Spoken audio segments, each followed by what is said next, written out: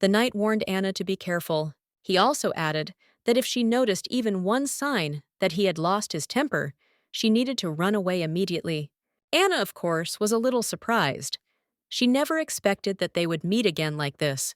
Before her stood the one whom the entire empire simultaneously loved and hated, the one with whom she, being an ordinary maid, was unrequitedly in love. It was the second prince Ivan Orpheus Cadogan. Now he looked too shabby for a man of noble blood.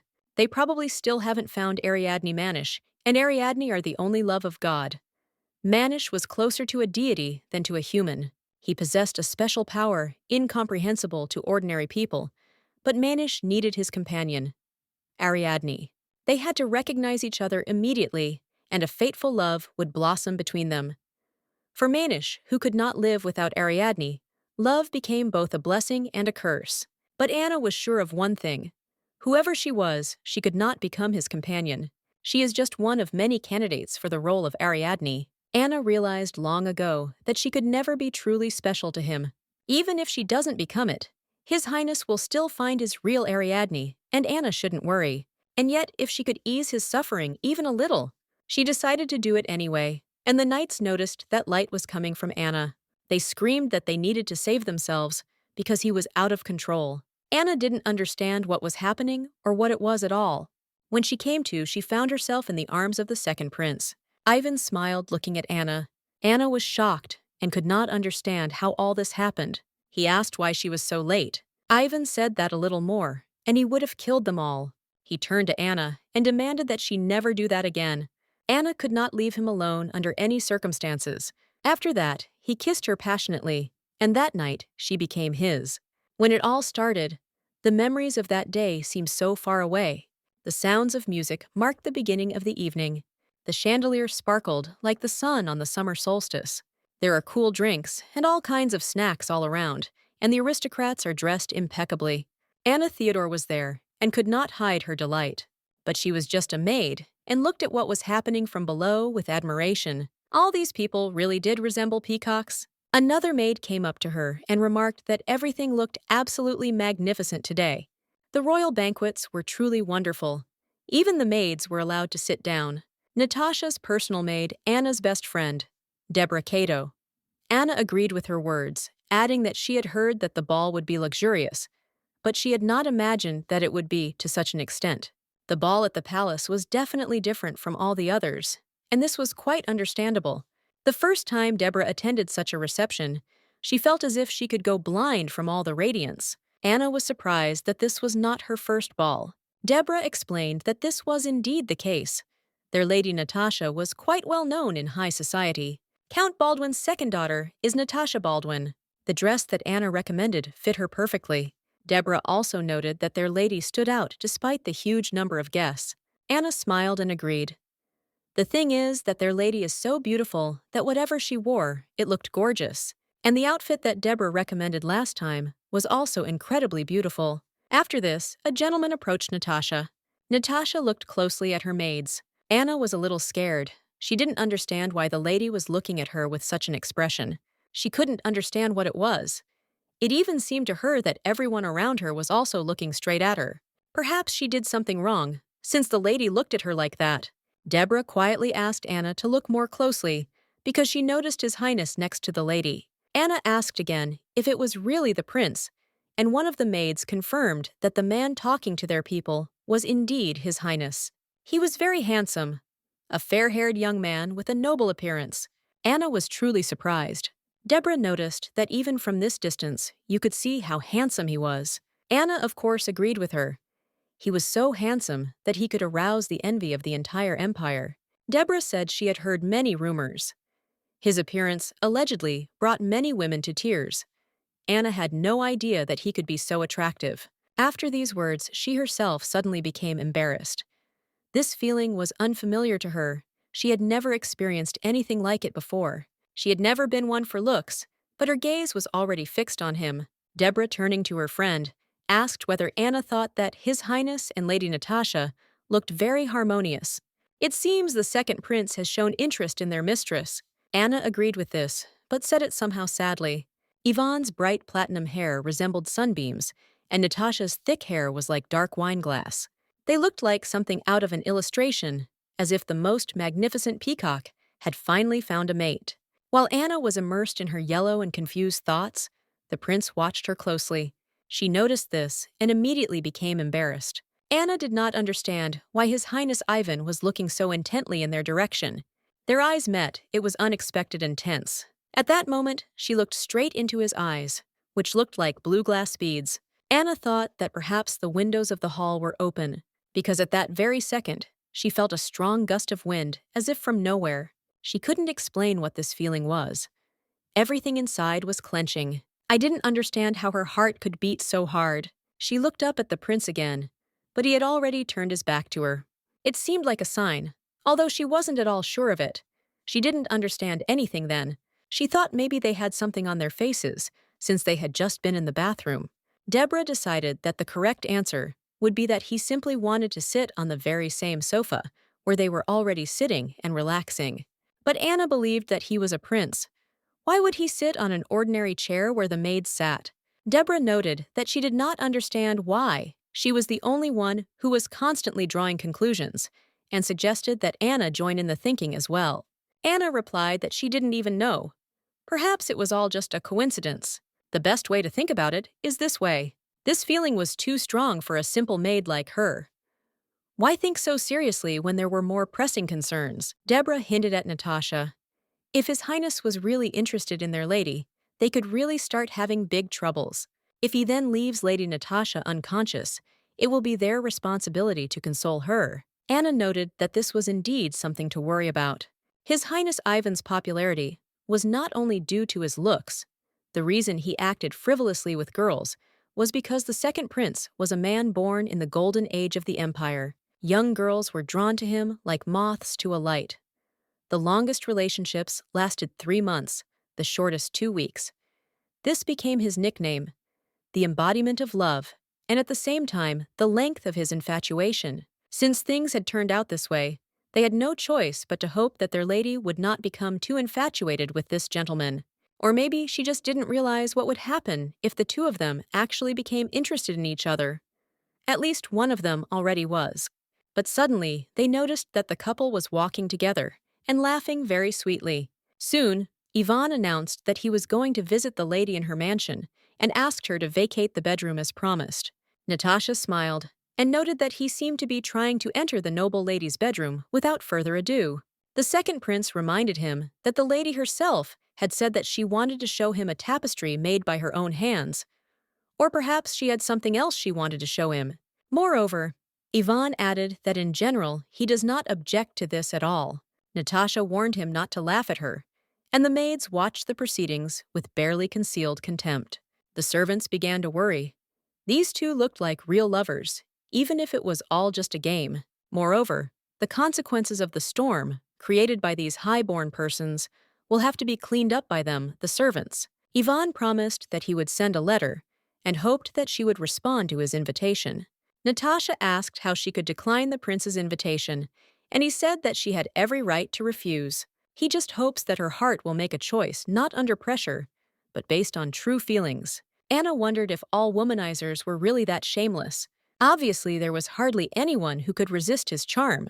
This appearance is really very attractive. Suddenly, he looked out the window. There with Natasha sat the maid Annie. She noticed that she caught his gaze again, and then Ivan said that he would just wait for Natasha. Natasha promised that she would wait for his letter. Anna couldn't understand how he could shine so openly on his face. The moment he looked into the carriage, she couldn't take her eyes off him. Natasha told the maids that he complimented her dress. She meant that His Highness remarked that she had a very capable maid. Then Anna decided that this was the very reason why he looked at her like that. She said she was forgiven, but the reason the dress looked so beautiful was solely because of my lady's beauty. Natasha, of course, agreed and added that everything was exactly like that. In fact, there was no exaggeration here. Anna Theodore A., candidate for maid, recommended by Deborah. She was smart, so the mistress was sure that the girl would be obedient and would work to please her. So the lady thought this girl was good enough to keep. It was interesting to see how smart she was.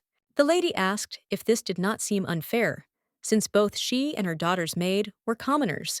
But unlike the maid, Natasha lives a completely different life, only because she has a different father, Natasha Baldwin. She was only half an aristocrat. Her birth mother had become a countess solely because of her beauty. Natasha inherited two things from her. The first was her dazzling appearance, and the second was her low birth. She knew her weakness better than anyone. Natasha always asked this question before choosing her personal maid. One could say that the answer to it was decisive. Either they would fire her or promote her to a personal maid. And the maid had to answer correctly. She said she didn't think so, and the lady asked why. The maid replied that a lady was a lady, and Anna was just a maid. It was the same answer as her previous maid. The mistress had hoped to hear something more original, but she only added that she was happy with what she had, and perhaps others would not understand her. But she is happy with the life she has. Feeding her niece to her fill and lying down in a warm bed with her is all she wants. She doesn't want to compare herself to other people and thereby destroy the happiness she already has. She's not going to do something so stupid. The lady noticed that the maid seemed to say that her niece was 8 years old. Anna confirmed, saying that this was indeed the case. The girl turned 8 last month. After that, there was silence in the room. The lady said that from tomorrow, Anna can come to her room. When Anna returned home, she saw a light from her room. She immediately realized that her niece was not sleeping at such a late hour. She quickly walked into the room and approached Phoebe. The girl was very scared and surprised to see that her aunt had already arrived. It was her niece, and Anna came closer to her, reminding her that she had told her to go to bed early. The girl replied that she was just about to go.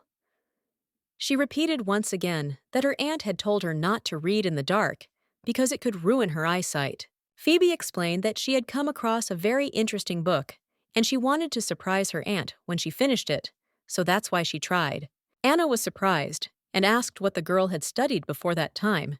She saw that this was not a primer for aristocrats. She asked if Phoebe could read it, and the girl said that the book had been thrown into the incinerator.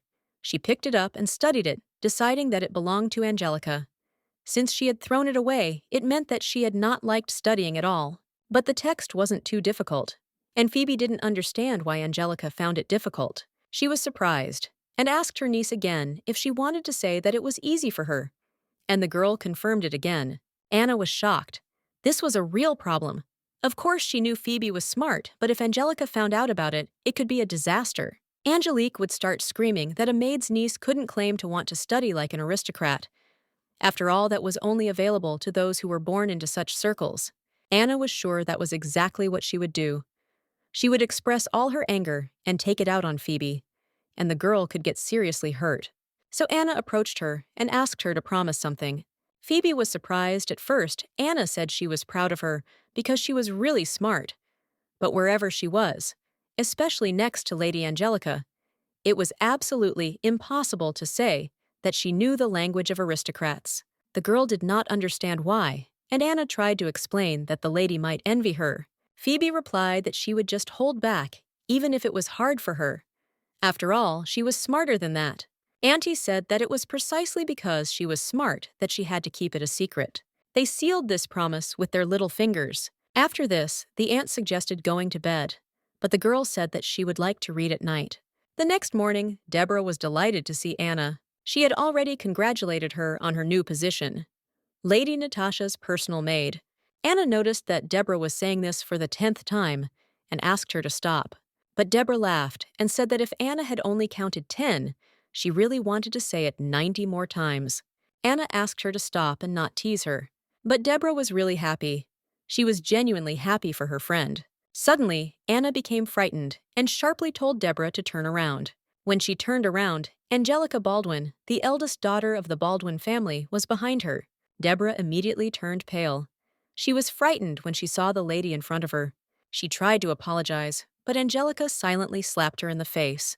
According to her, all this is because Deborah serves a commoner. She doesn't even know how to behave properly. Deborah immediately began to apologize, admitting that she had acted imprudently.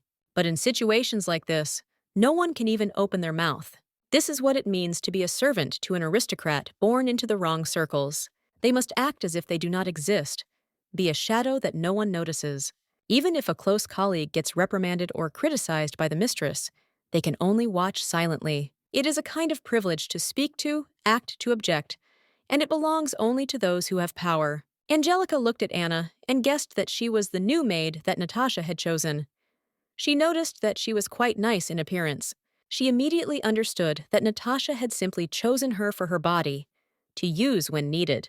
Angelica snorted, adding that this child was quite disgusting, and that the people Natasha serves are the same as she is. The lady interrupted Anna and asked why she called Natasha simply a lady.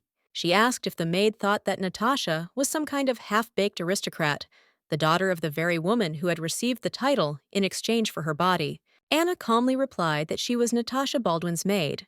Angelique asked her what she meant, and she replied that now that she was a personal maid, her ears were no longer hers alone.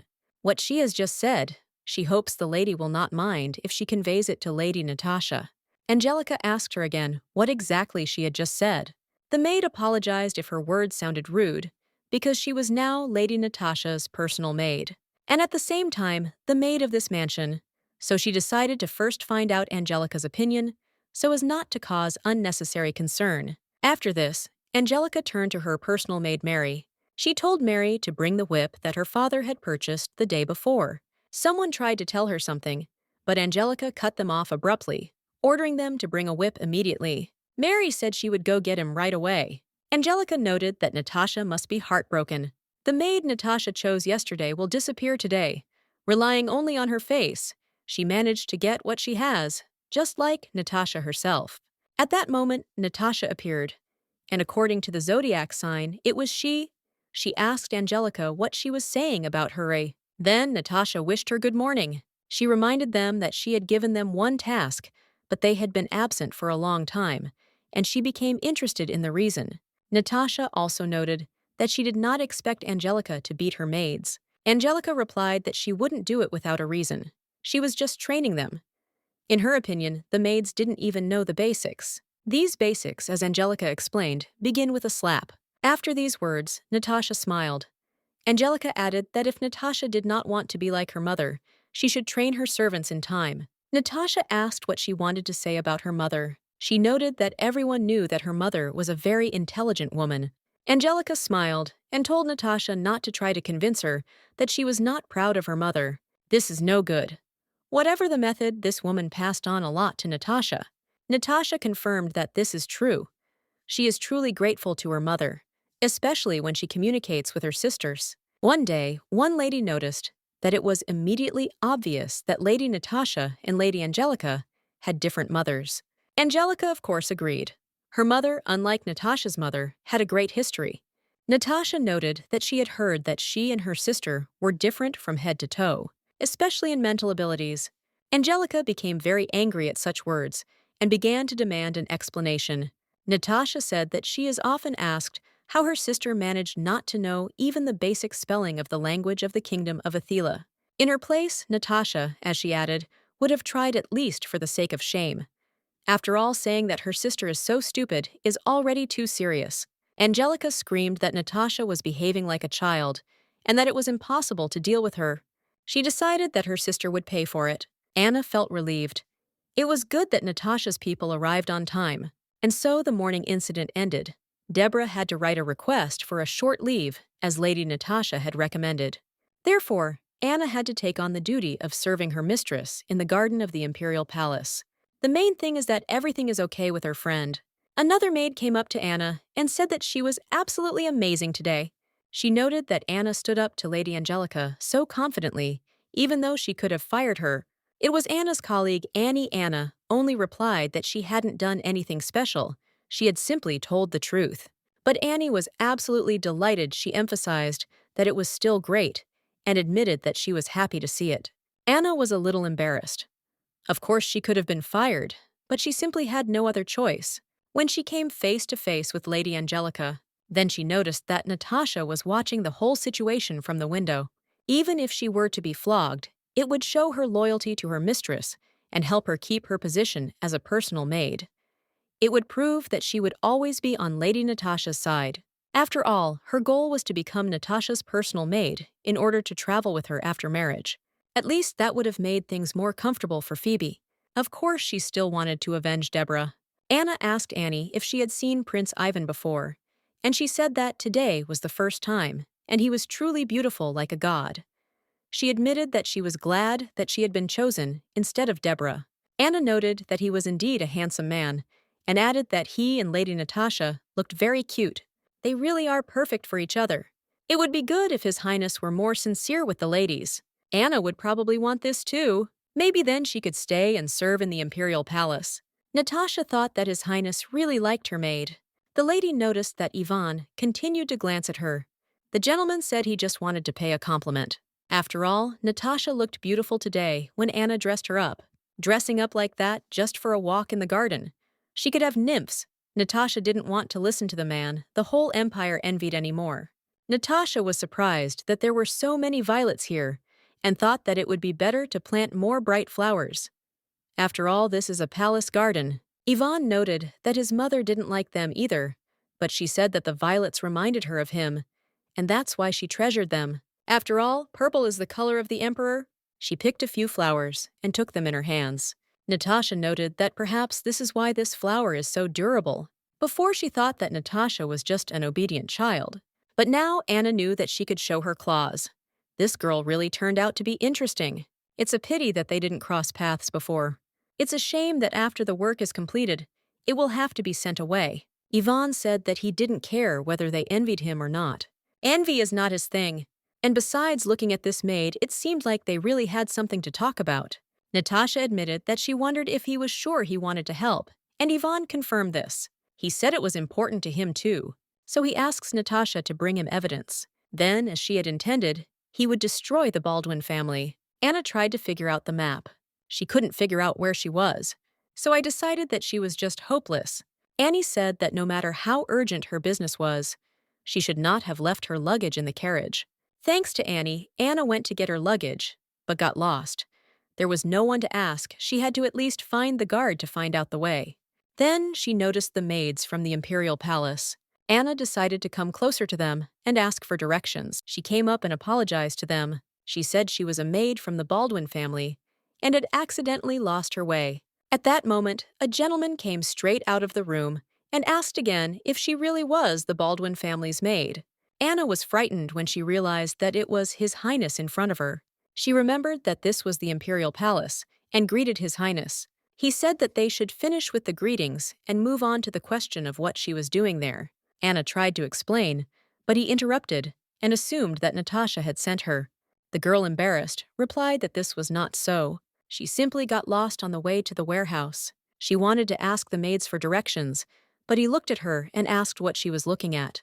The girl turned away and said that she was just embarrassed because he was standing in front of her without a shirt. The gentleman said he had had enough, and just in time. He had an assignment for her. She was surprised.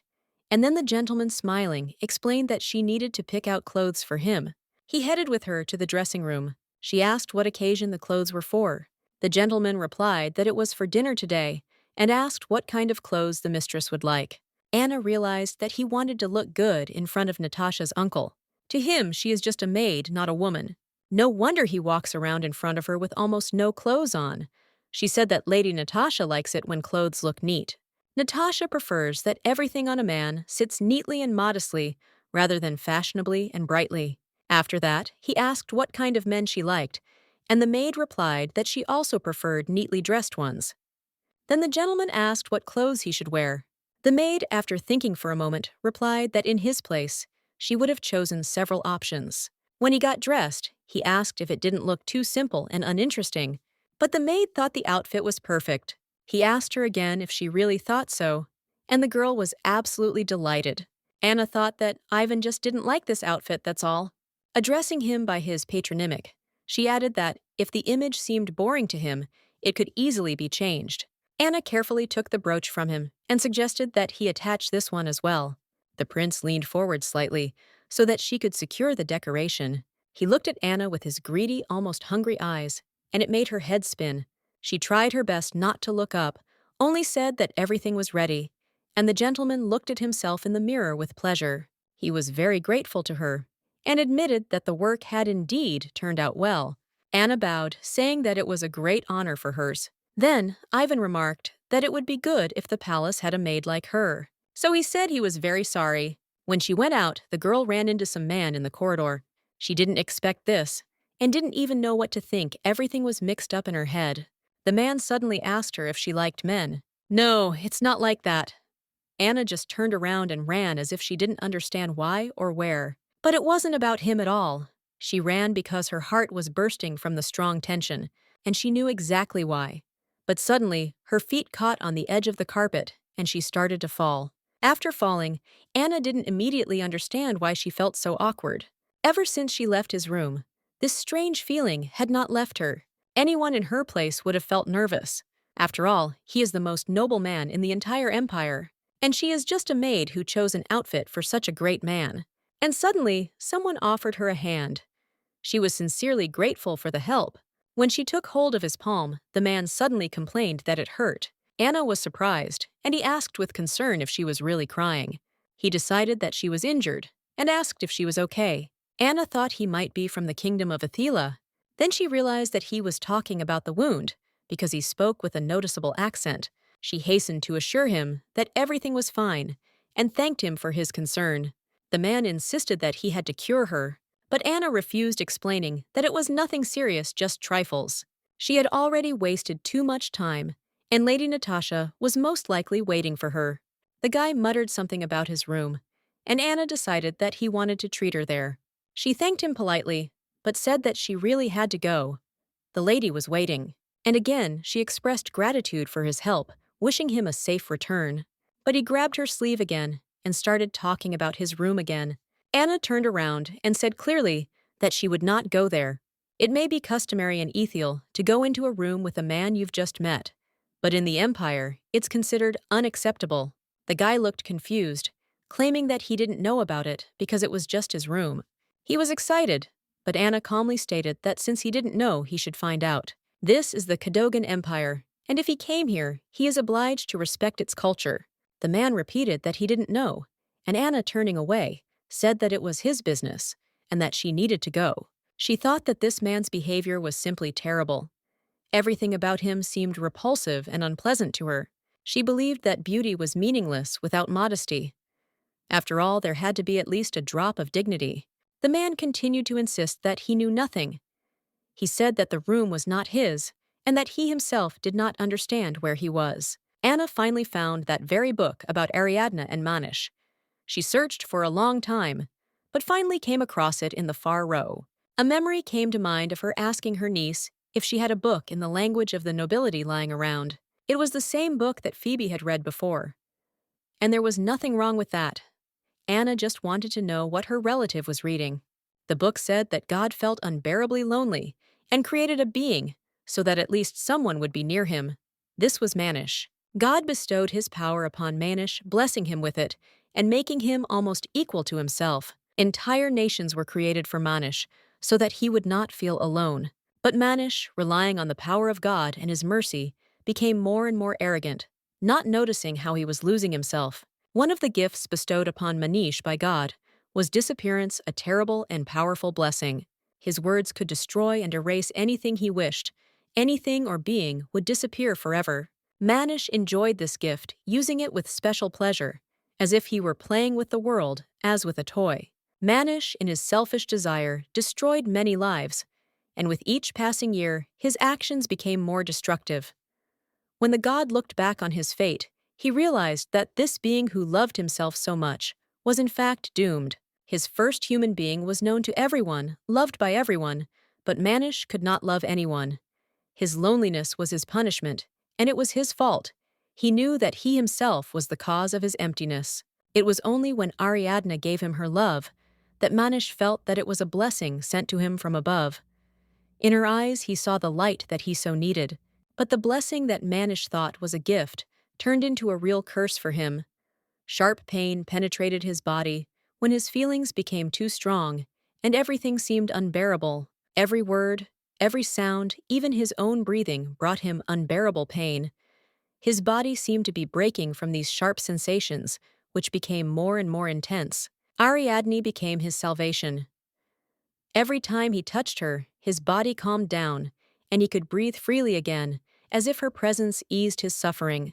She was his only goddess, his savior, and only next to her could he feel any relief from the pain that tormented him.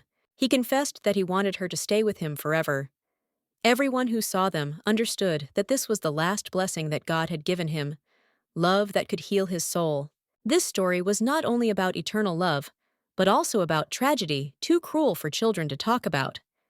It was not just a fairy tale, but a reality full of pain and fear. Ariadne didn't believe that Manish would ever appear in her life again, especially not in the next 70 years. But suddenly, she heard screams as the girl asked her brother if he understood how much this girl had insulted him. Anna heard a familiar voice. It was Angelica.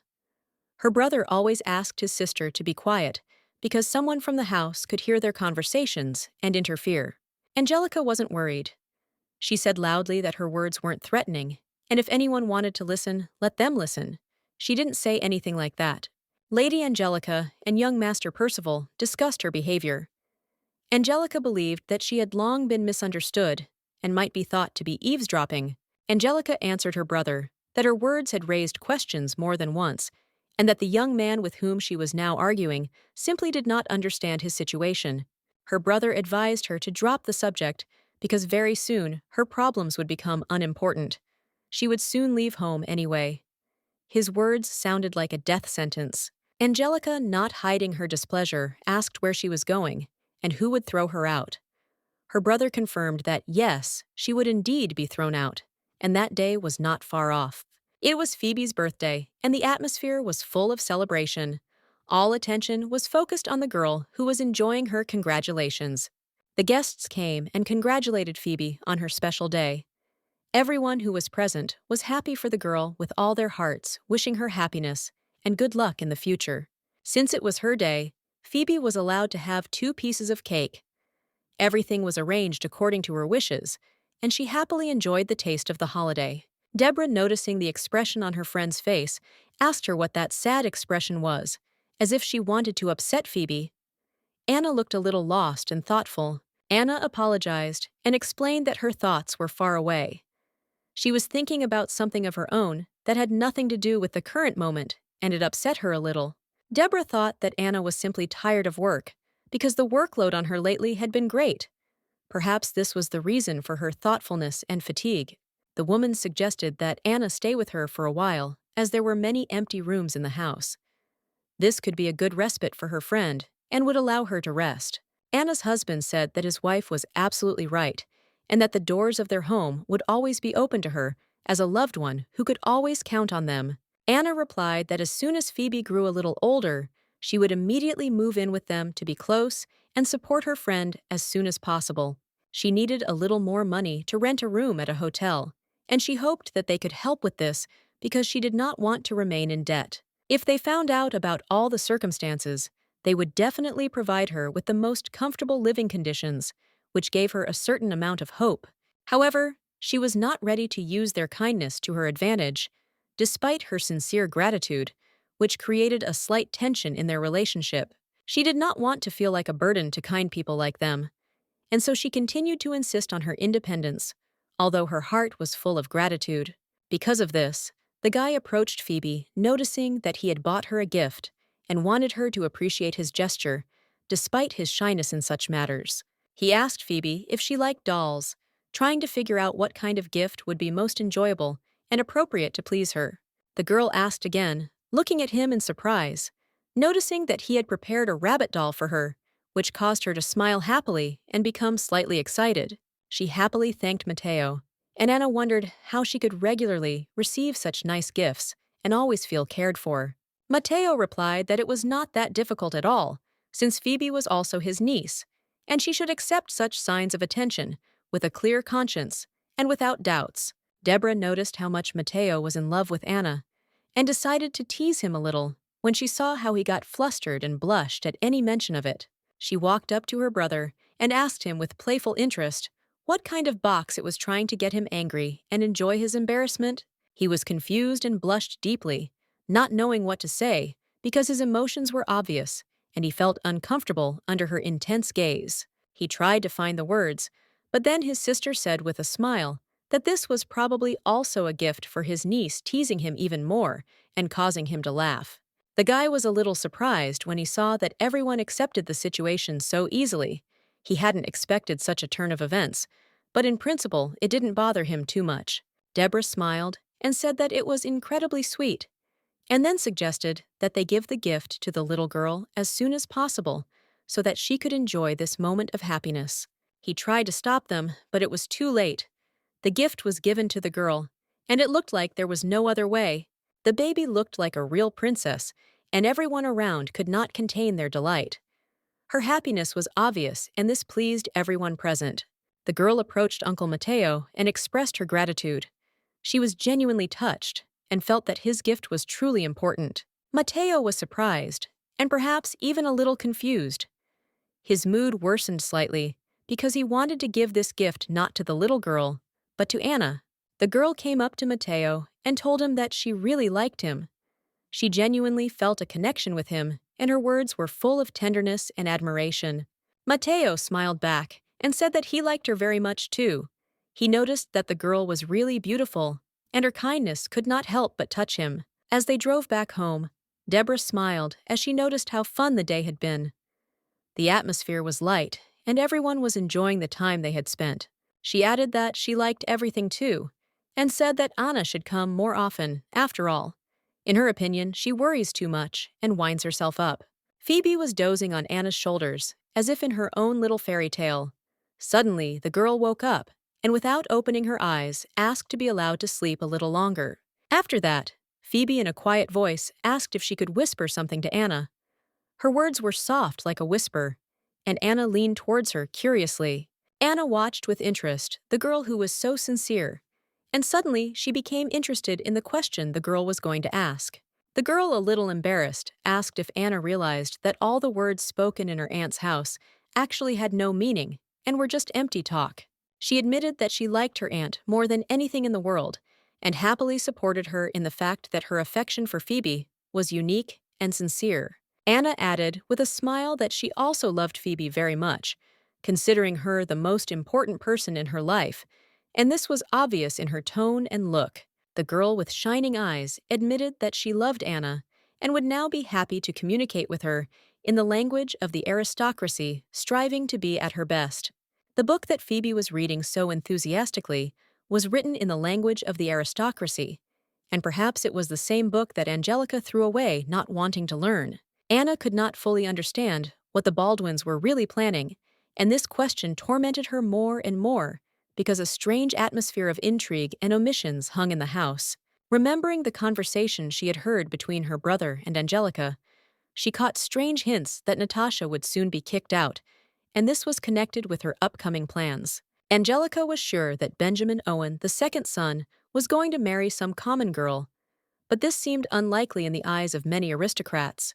However, Angelica's brother said that it was not Benjamin Owen who would marry, but she herself would marry his father, which caused everyone's surprise and bewilderment. Lady Natasha had no idea that her life could change dramatically, and no one told her about it directly, which only increased her ignorance. It was necessary to find a way to inform Natasha about what was happening, otherwise everything could end very badly for her, and her future could be in jeopardy. Annie, noticing how worried Anna was, quietly approached, and with a worried look, said that despite all her thoughts, this time, everything that was happening was not imaginary, but real. Anna asked in surprise what exactly they were talking about. Annie, in turn, simply meant His Highness, since there had never been a case when the prince personally visited the mansion. Everything was happening too suddenly, and frankly speaking, Anna herself had not yet realized it. Everything was mixed up in her head because she had not even suspected such a thing. Anna didn't notice, although it was obvious to everyone that he was in love. All the signs were there, but for some reason she couldn't understand it. However, if he really liked her, then it would be logical for him to show up to dinner in his formal attire, and not in the one he showed up in. Anna found it strange that he came to dinner in completely different clothes. It made her wonder why he chose such an outfit for such an important event. Anna expressed doubts, saying that she would not be so sure of it. After all, it was His Highness, and she could not claim that he was in love. Annie, of course, agreed with Anna, but then she said that she was going to go to the gardener. It was time to change the central composition in the garden. The work did not wait. Anna decided to finish the work in the living room so that she could help the other maids, Every detail had to be taken into account, especially if something had to be redone. After that, she was going to help the lady with her hair. Today, her plan was to help her choose earrings, especially the beautiful pearl ones that matched perfectly. On the way, Anna met Lady Angelica, who looked rather tense and reserved. She did not expect to meet her now. Anna had not planned to cross paths with Lady Angelique today, especially since Madame was clearly not in the mood. All this created awkwardness in their meeting. After all, today, His Highness was supposed to come personally to see the young lady, and the entire atmosphere in the house was tuned precisely to this event. She just had to carefully pass by. But when Anna was already walking, Lady Angelica unexpectedly tripped her. It was a complete surprise. Anna almost fell, but her balance was lost. The girl felt her body begin to fall rapidly, but she managed to hold on. She collapsed along with the spilled water, and everything around became wet. Angelica asked with a slight smile, what to do now in such a situation.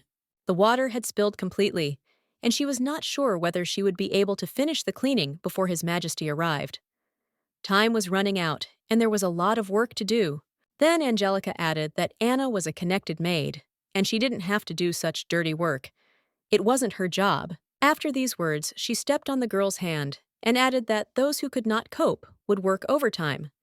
Other innocent maids worked for her. Then she wondered why Anna was silent. Maybe she had swallowed her tongue or had already lost respect. This did not leave her indifferent. Or perhaps Anna had finally realized what was happening and how, and now she had to accept her role in it. It was becoming increasingly obvious. Anna looked up, apologized, and at that moment, Angelica, feeling victorious, casually climbed into her leg, feeling more and more confident. It was boring. It was all so mundane that it was hard to imagine anyone paying attention. Just another flash of brilliance. After all, only yesterday she had washed her clothes, and now she had no time for such trifles. Everything was absorbed by more important matters that required a solution. First, she needed to change into clean clothes, and at the same time, take care of her hand, which now hurt a lot from being stepped on. It would be okay. She could still use it. It was unpleasant, but not catastrophic, so she could move on. Angelica didn't hit her or mock her for long. She simply stepped on her hand, and that was enough to emphasize her superiority. Now they had to hurry. Time was running out, and although Anna felt pain, she knew that time was not standing still. She was fine if a little shaken by the situation. It didn't matter, because these things happened, and she had to continue to do her job. The vase was real porcelain, and now it lay broken on the floor. It was a pity, but not a disaster, because she understood perfectly well the consequences of such an incident. A rare piece based on the nocturnal motifs of the Atala Desert has become a subject of admiration among collectors. Its unusual execution has attracted the attention of art lovers. It is said that only about 200 examples of such ceramic works have survived in the entire empire. Of course, for the imperial family, this is nothing, but for ordinary people, it is a rarity.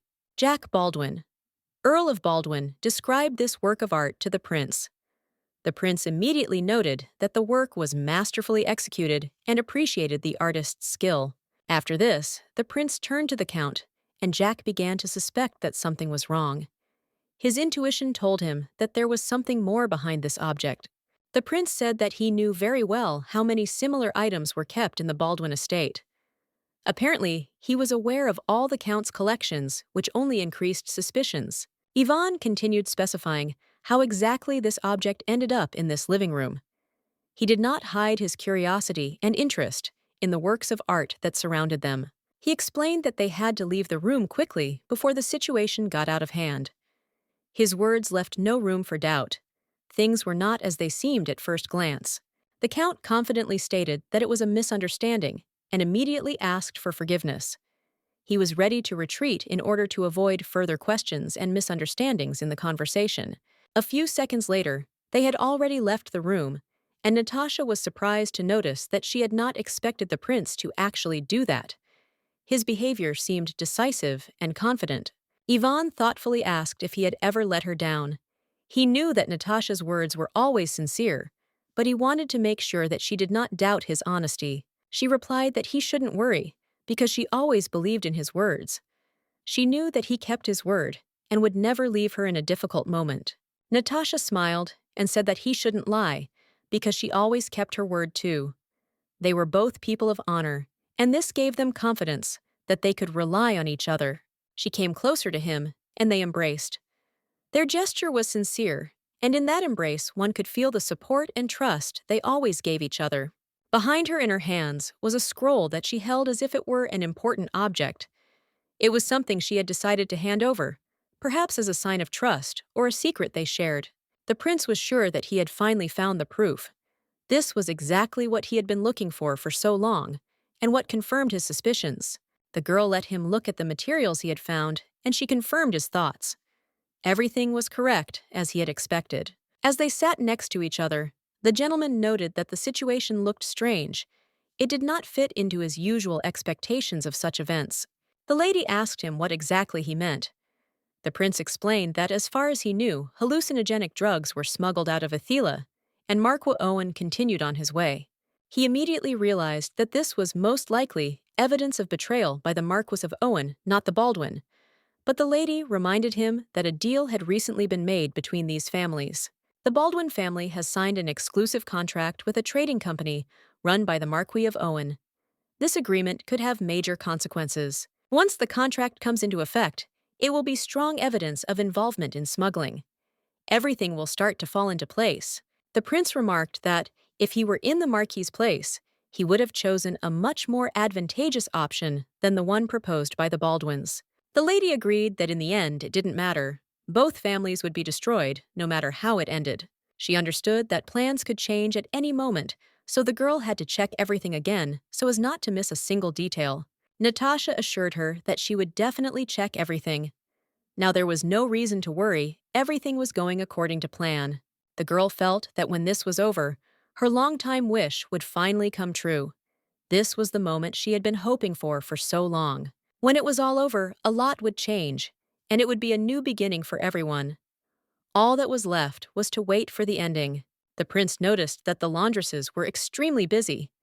Everything around them was in motion, and every step required attention and speed. Natasha looked at him in surprise and noted that it seemed too early to change the beds. Everything had to happen according to a certain schedule. The prince noticed that he was there, and thought it would be a good idea to live up to all the expectations that were placed on maids in such a position. He wanted everything to go perfectly. He noticed how pathetic it all looked, especially considering that the maids were busy cleaning and tidying up their attention, completely absorbed by this process. It was not the most convenient moment. At this time, she could not understand what exactly she should do in such a situation. Everything was new and uncertain for her. Feelings of confusion took over her mind. She didn't know whether she should start drying the lady or start by filling the tub with water. The choice wasn't that obvious, and it was confusing. She was worried because it was her first experience working in such circumstances, and she was afraid of making a mistake. She was nervous because she didn't want to disappoint. Suddenly, the bell rang, and she realized that she had to get the bathroom ready first. That was the first thing she had to do, and she focused on that task. She apologized, but in response, she heard the prince say that it seemed that she had been chosen to carry out these duties. This surprised her a little, but she tried not to show it. The prince looked at her with his bright blue eyes. His gaze was so piercing that she could not help but feel its influence. It was like something invisible but tangible. The prince greeted her, calling her Natasha's maid. These words were unexpected for her, but she tried to remain calm and politely respond to what was happening. She didn't realize at all that His Highness was still here. She expected him to leave because she always heard that he left the place before the exclusive maid arrived. She remembered that he usually didn't stay long in these places, leaving before his needs could be met by other staff. It was strange and new to her. She replied that she also greeted him, and in response, the prince said that she should pour water as he wanted to wash his hands. The task was clear, and she set about it. Anna realized that she would have to serve the prince first, and then move on to other tasks. It became obvious, and she could not retreat from it. Yvonne inquired about the state of the room, but the maid did not quite understand what exactly he meant. The question was a mystery to her, and she did not know how to answer. The gentleman said that in the imperial ration, she found the necessary piece, and did not get lost, to which the girl confirmed his words. noting that Adam kindly prompted hers. The gentleman expressed his joy at this, his voice sounding slightly relieved that the situation had been resolved without any unnecessary problems. After which he turned to the girl with the intention of saying something. His gaze became more focused and a little thoughtful. He noted that the exclusive maid had to do her duties and maintain order, and that this was part of her job. She felt very embarrassed when he suddenly picked up her bandage. His actions made her feel awkward. She immediately turned away. Her cheeks flushed and asked for forgiveness for her behavior, trying to avoid his gaze. The gentleman replied that there was no need to apologize and asked her to take care of Natasha, leaving her without further ado. The maid bowed in respect and firmly promised to fulfill the request, her face focused on the importance of the task. She was still extremely embarrassed, ashamed that he had noticed that she was not quite tidy, although she did not want it to become a topic of conversation. When she was helping the ladies prepare, she felt that Natasha didn't like the earrings she was wearing, as they made her seem a little distant. But Natasha confidently said that this was not the case, and explained that she was simply lost in thoughts that had nothing to do with jewelry. The girl couldn't help but laugh, because she was still wondering why she was so busy pouring milk tea. It seemed completely ridiculous. The gentleman noticed that they were both wet, and noted that their clothes were very dirty. He thought it would be strange not to notice this, but in his eyes, it was not particularly important. They certainly weren't going to taste them, so despite the oddity, they were confident that no one would notice anything suspicious. Anna felt uneasy, and it was clearly conveyed in her behavior. Fear of the situation made her behave exactly as she could. This attitude was unpleasant, and sometimes even offensive. But despite this, she believed that such behavior was at least no worse than the previous ignoring. Since they were in no hurry to find out the real evidence, Anna decided to turn to the lady and tell her something important that required attention. The lady turned to her and said that she was ready to listen. It was her offer, and she expected Anna to explain what exactly was bothering her. Anna said that while visiting the library at the party, she accidentally overheard a conversation between a young gentleman and a madame, and it really touched her. She knew perfectly well that it was important for the lady, but she couldn't just leave, knowing that what she heard had a direct bearing on her future. Natasha was extremely surprised, but she waited for Anna to continue telling, since this was clearly an important discovery that she needed to hear. Anna carefully began to tell that Marquis Arnold Owen wanted to marry her, and this could not help but plunge Natasha into bewilderment and anxiety. She heard that the Marquis's family was in the jewelry business, and Madame might be seeking this alliance solely to strengthen her position in the business. Natasha was not only shocked by the proposal, but also worried because she heard that they really wanted to marry her off. And it was not only connected with a trade deal. She remembered Ivan's words again when he said that he would have chosen options much better than the Baldwins if he had been in the Marquis's place. But this was only the result of her sale.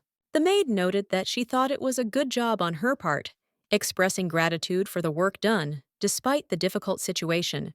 The girl replied that she was simply doing her duty, and then the lady asked with interest what the maid would do if she were in her place only in a different positions. Natasha was surprised, and replied that if she were a lady, she would enter into an alliance with the second son of the Marquis of Owen, explaining her choice as a reasonable step in light of the current circumstances. The lady was surprised, and asked the maid again why she had chosen this particular option, inquiring about her motives and the reason why she had made her decision. The maid explained that as far as she knew, his name was Benjamin, to which the mistress immediately asked where she had learned this information and what was behind her words. Anna replied that when she heard about the wedding, Madame asked if Natasha would marry Benjamin. But Natasha immediately assured that this was not the case, refuting the rumors. Natasha decided to clarify how Anna learned about the letter that the young gentleman had secretly given her, and asked with surprise who was the source of this information and how it came to her. When Anna noticed the surprise on the maid's face, she immediately realized that Natasha thought she was unaware. However, the maid confirmed that this was indeed the case. Natasha thought it was strange. Anna didn't know about it. She had simply assumed that such a union wouldn't interest Ivan, but apparently she had been mistaken in her expectations. When she heard the Marquis's name, the maid noted that it was Benjamin, not the Marquis's second son. She said this emphasizing his name. Natasha noticed that young Mr. Benjamin was clearly interested in Anna.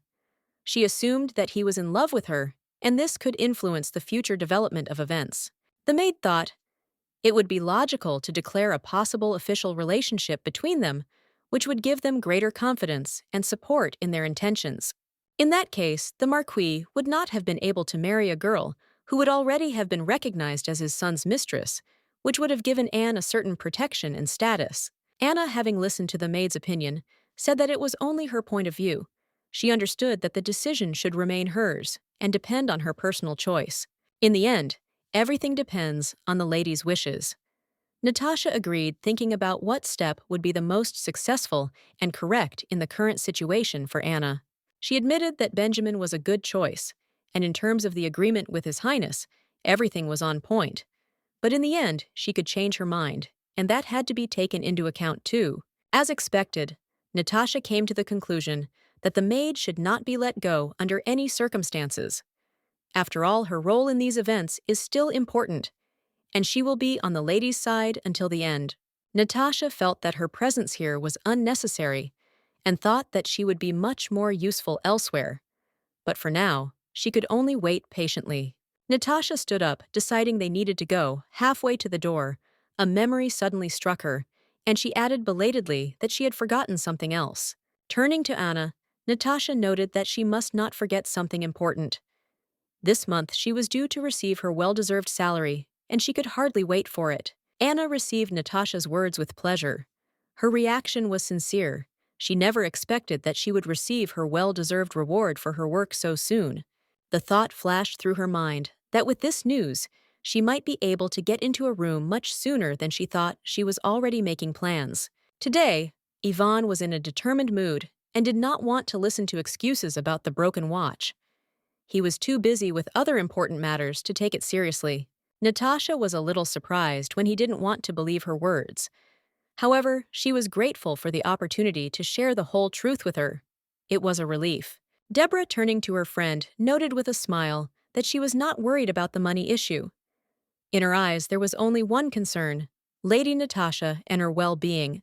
She was happy that they would be able to spend time together without any interruptions. All she could do was enjoy the moment because they could finally talk calmly. Anna, with a touch of irony, noted that the two would have a wonderful time. There was a hint of envy in her words, but she was genuinely happy for them. Natasha, without wasting time, turned to Anna, reminding her that now she needed to hurry. At that moment, the maid approached her, ready to fulfill her duties.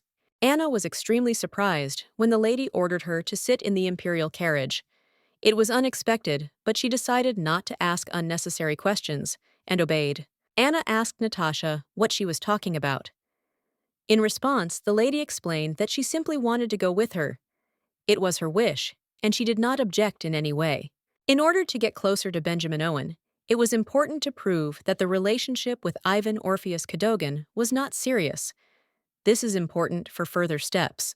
The task was complicated, but to confirm these words, it was necessary to show that they were not alone, that they did not have close and secret meetings, not so personal. It was for this reason that the maid agreed to sit next to the lady without hesitation, because it was the only way to show that everything between them was not at all serious. The imperial carriage looked so luxurious that even a maid, she thought, could not find herself in such a majestic place. This made her stand out from the ordinary servants. Ivan noticed that they had met the maid Natasha again. She was wearing a different outfit, and this could not help but attract his attention, making him think about what was happening. Natasha bowed to His Highness the Second Prince, as was proper etiquette. There was respect in her gesture, although she did not share any special feelings for Ivan. His status remained important. The gentleman said that they could now set out. He was ready for the journey ahead, and all the necessary preparations had been completed. There was no obstacle to the next step. This was the first time Ivan saw the maid Natasha, not in her usual maid uniform.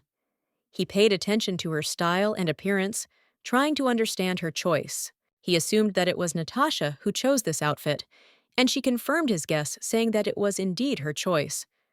Her answer sounded confident that the decision was hers. Ivan had to talk to the lady, and so she couldn't understand why he was asking her such things. Her place was on the side and conversations with her should be limited. Natasha, of course, was not the kind of person who would be offended by a conversation with her lover. However, of course, there was a moment when her patience could be tested. The prince asked if Natasha would like to work at the palace. She was interested, and then turned to Anna and asked if she had heard of His Highness. Her curiosity was obvious. Anna replied that this was indeed the case, and thanked the prince for his offer. She said that she wanted to finish her business in the city and asked Natasha to excuse her for the delay. Anna knew she had to act accordingly. However, Natasha assured her that working at the palace was a great opportunity that she shouldn't miss.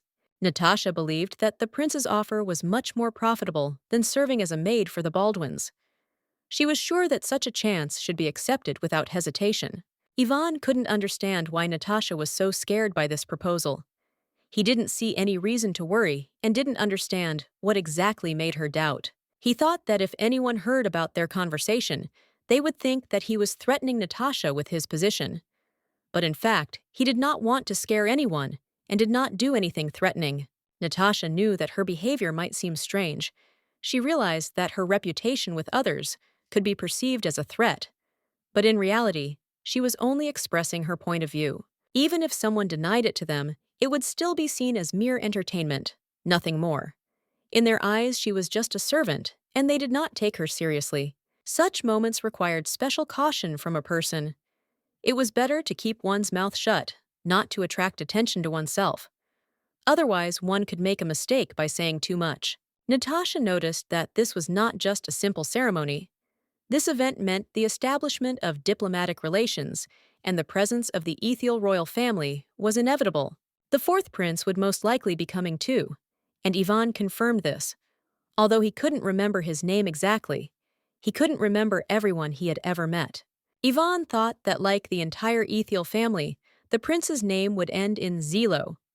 Such features were known among this family and did not surprise anyone at such meetings. Natasha, noticing his forgetfulness, thought that it would be useful for His Highness to remember the names of princes and other high-profile personalities with whom he had to establish relations. However, Ivan smiled and confidently said that in any case, all duties in this situation would be performed by his brother. His role was rather symbolic, and he did not know what to do next. And indeed, no matter how strange it was, he always forgot people, their names, their faces. It was unusual, but Ivan did not attach any importance to it, preferring to avoid details. Natasha came to the conclusion that Ivan probably simply couldn't remember men's names, and apparently he couldn't remember women's names either. He didn't even know the names of his maids who had worked for him for a long time. She agreed with this because it was clear how difficult it was to remember everyone's names, especially when you meet new faces every day and don't always have time to socialize. Anna continued to sit, not saying a word, lost in her thoughts, and trying to understand what was happening around her, not paying attention to those around her. She could not say anything, she just remained silent. Suddenly, Natasha, turning to the Highness, proposed to make a bet. She proposed a bet on her name and the name of her maid, which surprised everyone in the room. Anna was frightened when she heard this proposal. She could not understand what Natasha meant and listened tensely as Natasha said that he would soon forget her name. The prince, interested in what was going on, asked what the stake of this bet would be, which only increased the tension in the room. Everyone was watching the situation closely. Natasha replied with a smile that if she lost, she would forget about the bet. However, she did not accept the name Anastasia, and this was her condition, which gave the dispute an unusual shade. The gentleman, to everyone's surprise, agreed to the bet, deciding to test his memory and see how this unusual contest would go. The room fell silent. Everyone awaited the outcome. After this, the prince finally decided to ask what the maid's name was, in order to get answers to his questions. He tried to understand who was hiding behind this proposal. Anna, a little nervously, introduced herself with her full name, not knowing how the prince would perceive her, and all her thoughts were focused on this moment where her name became an important part of the situation. The prince said with slight surprise that this name was indeed a good one, and even admitted a little that it was easy for him to remember such names. This eased the tension a little. He added that it had been so difficult to get to know this maid that now he was finally able to establish at least some contact. This was not an easy step for him. When she returned home, she felt pain. The shoes she had chosen for the occasion had caused a wound on her foot. It was not a pleasant sensation, and she felt discomfort. Anna had deliberately bought new shoes that matched her outfit perfectly, hoping that they would be comfortable, but unfortunately, the wound became an unpleasant consequence of her choice. She felt the pain of her sore feet again, but at least she was grateful that it was only a small wound that fortunately did not cause any serious harm. Yvonne's words came into her mind.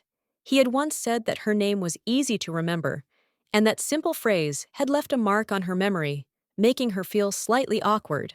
Confusion washed over her as she thought about his words again. He had said that her name was easy, and that had left her with mixed feelings. She couldn't understand why it was so important. It was normal for the master, as she had come to call him in her thoughts, to forget the names of the maids, since in their world it didn't matter. He didn't think it was necessary to remember such trifles. But on the other hand, a maid has no right to forget her master's name, because she must always remember her role. It was not just etiquette, but a part of their relationship that bothered her. It's a strange double standard. In a place where everyone knows their roles, and everyone has a certain position, names aren't that important, but they're still remembered to keep the balance. Her leg bandage was slightly visible through the fabric of her skirt, but she couldn't afford to be too careful about it. It was unavoidable, and she would just have to live with it. After all, it made sense. After all, no one would be interested in the hem of a maid and what was hidden underneath. None of that should bother anyone, especially not here. She continued to search for the banquet hall, which seemed to stretch on forever. The whole journey was not as short as she had hoped, and she was becoming increasingly impatient. And then, in the distance, she noticed a familiar figure. It was a man she had once crossed paths with, and now she felt everything inside her tense up from the unexpected meeting. It was the parrot she had spoken to recently. He had said something about his room, but she could hardly remember the details of their meeting, as she was too busy with other thoughts. She couldn't believe her eyes, but the same man was standing in front of her. It would have been better to just walk past, not paying attention to him, but some strange instinct wouldn't let her do it. He suddenly turned to her, and despite her desire to pass by, she realized she couldn't avoid the interaction she would have to respond, and that hadn't been her plan. He intended to keep following her if she acted this way, and it was important to him that she greeted him. It was an important moment for him. Anna, noticing his glance, greeted him, and only after that, he began to head in her direction. He was approaching, but still holding back, not hurrying. Anna felt uneasy as she saw him approaching. She didn't know how to act at this moment, and her feelings were contradictory. She couldn't understand what he needed. She asked him to stop because he was getting too close. She felt like she needed to step back to keep her distance and calm down. His approach was scaring her. She asked him to wait a bit, starting to back away, because he kept coming too fast. She felt her space being violated. Suddenly, her legs gave way, and she slipped, starting to fall. It all seemed to be happening too fast, and her fear grew. This could end very badly. But luckily, he managed to grab her hand, preventing her from falling. His reaction was instantaneous, and thanks to him, she avoided falling. Her heart was beating fast with excitement. He warned her to be careful, so as not to get into an unpleasant situation. Anna thanked him, her breathing still rapid from the shock and gratitude she had experienced. Anna realized how close she had come to an unpleasant outcome. If she had fallen, the consequences could have been terrible, and even a concussion would not have been the worst thing. Anna noticed that he often came to her aid, and felt a desire to know how she could repay him for his attention, and support. Her interest in him only grew. He said something touching her hand, but his words were not quite clear. It seemed that he did not know her language, and this confused her. She could not understand what he meant. The girl was completely confused. She did not understand why he spoke in this way, and it left her at a loss. His words made her think. After that, she remembered that yesterday she had hurt her hand when Mrs. Angelica had stepped on it, and the mark from that blow was still visible on her skin. She felt pain, but she kept herself under control. This mark remained from the moment when Madame caught her, and the guy, seeing the wound, immediately asked for forgiveness. He was worried, sincerely, regretted what happened, but she did not feel anger. Anna assumed that the guy wanted to say that he accidentally stepped on her hand, and that he did not do it on purpose. He looked embarrassed, and the girl could not understand what he was trying to express. She tried to explain to him that everything was okay, and that he shouldn't worry. She understood that he was trying to help, and she didn't feel offended despite the pain she felt from what happened. The guy started saying something about the escort, but she couldn't figure out what exactly he was trying to say. His words sounded a little confusing, and she couldn't understand the gist of his phrase. The girl explained to him that she was not an escort, but simply a maid. He looked very agitated, and looking at his expression, Anna could not understand what exactly was happening to him.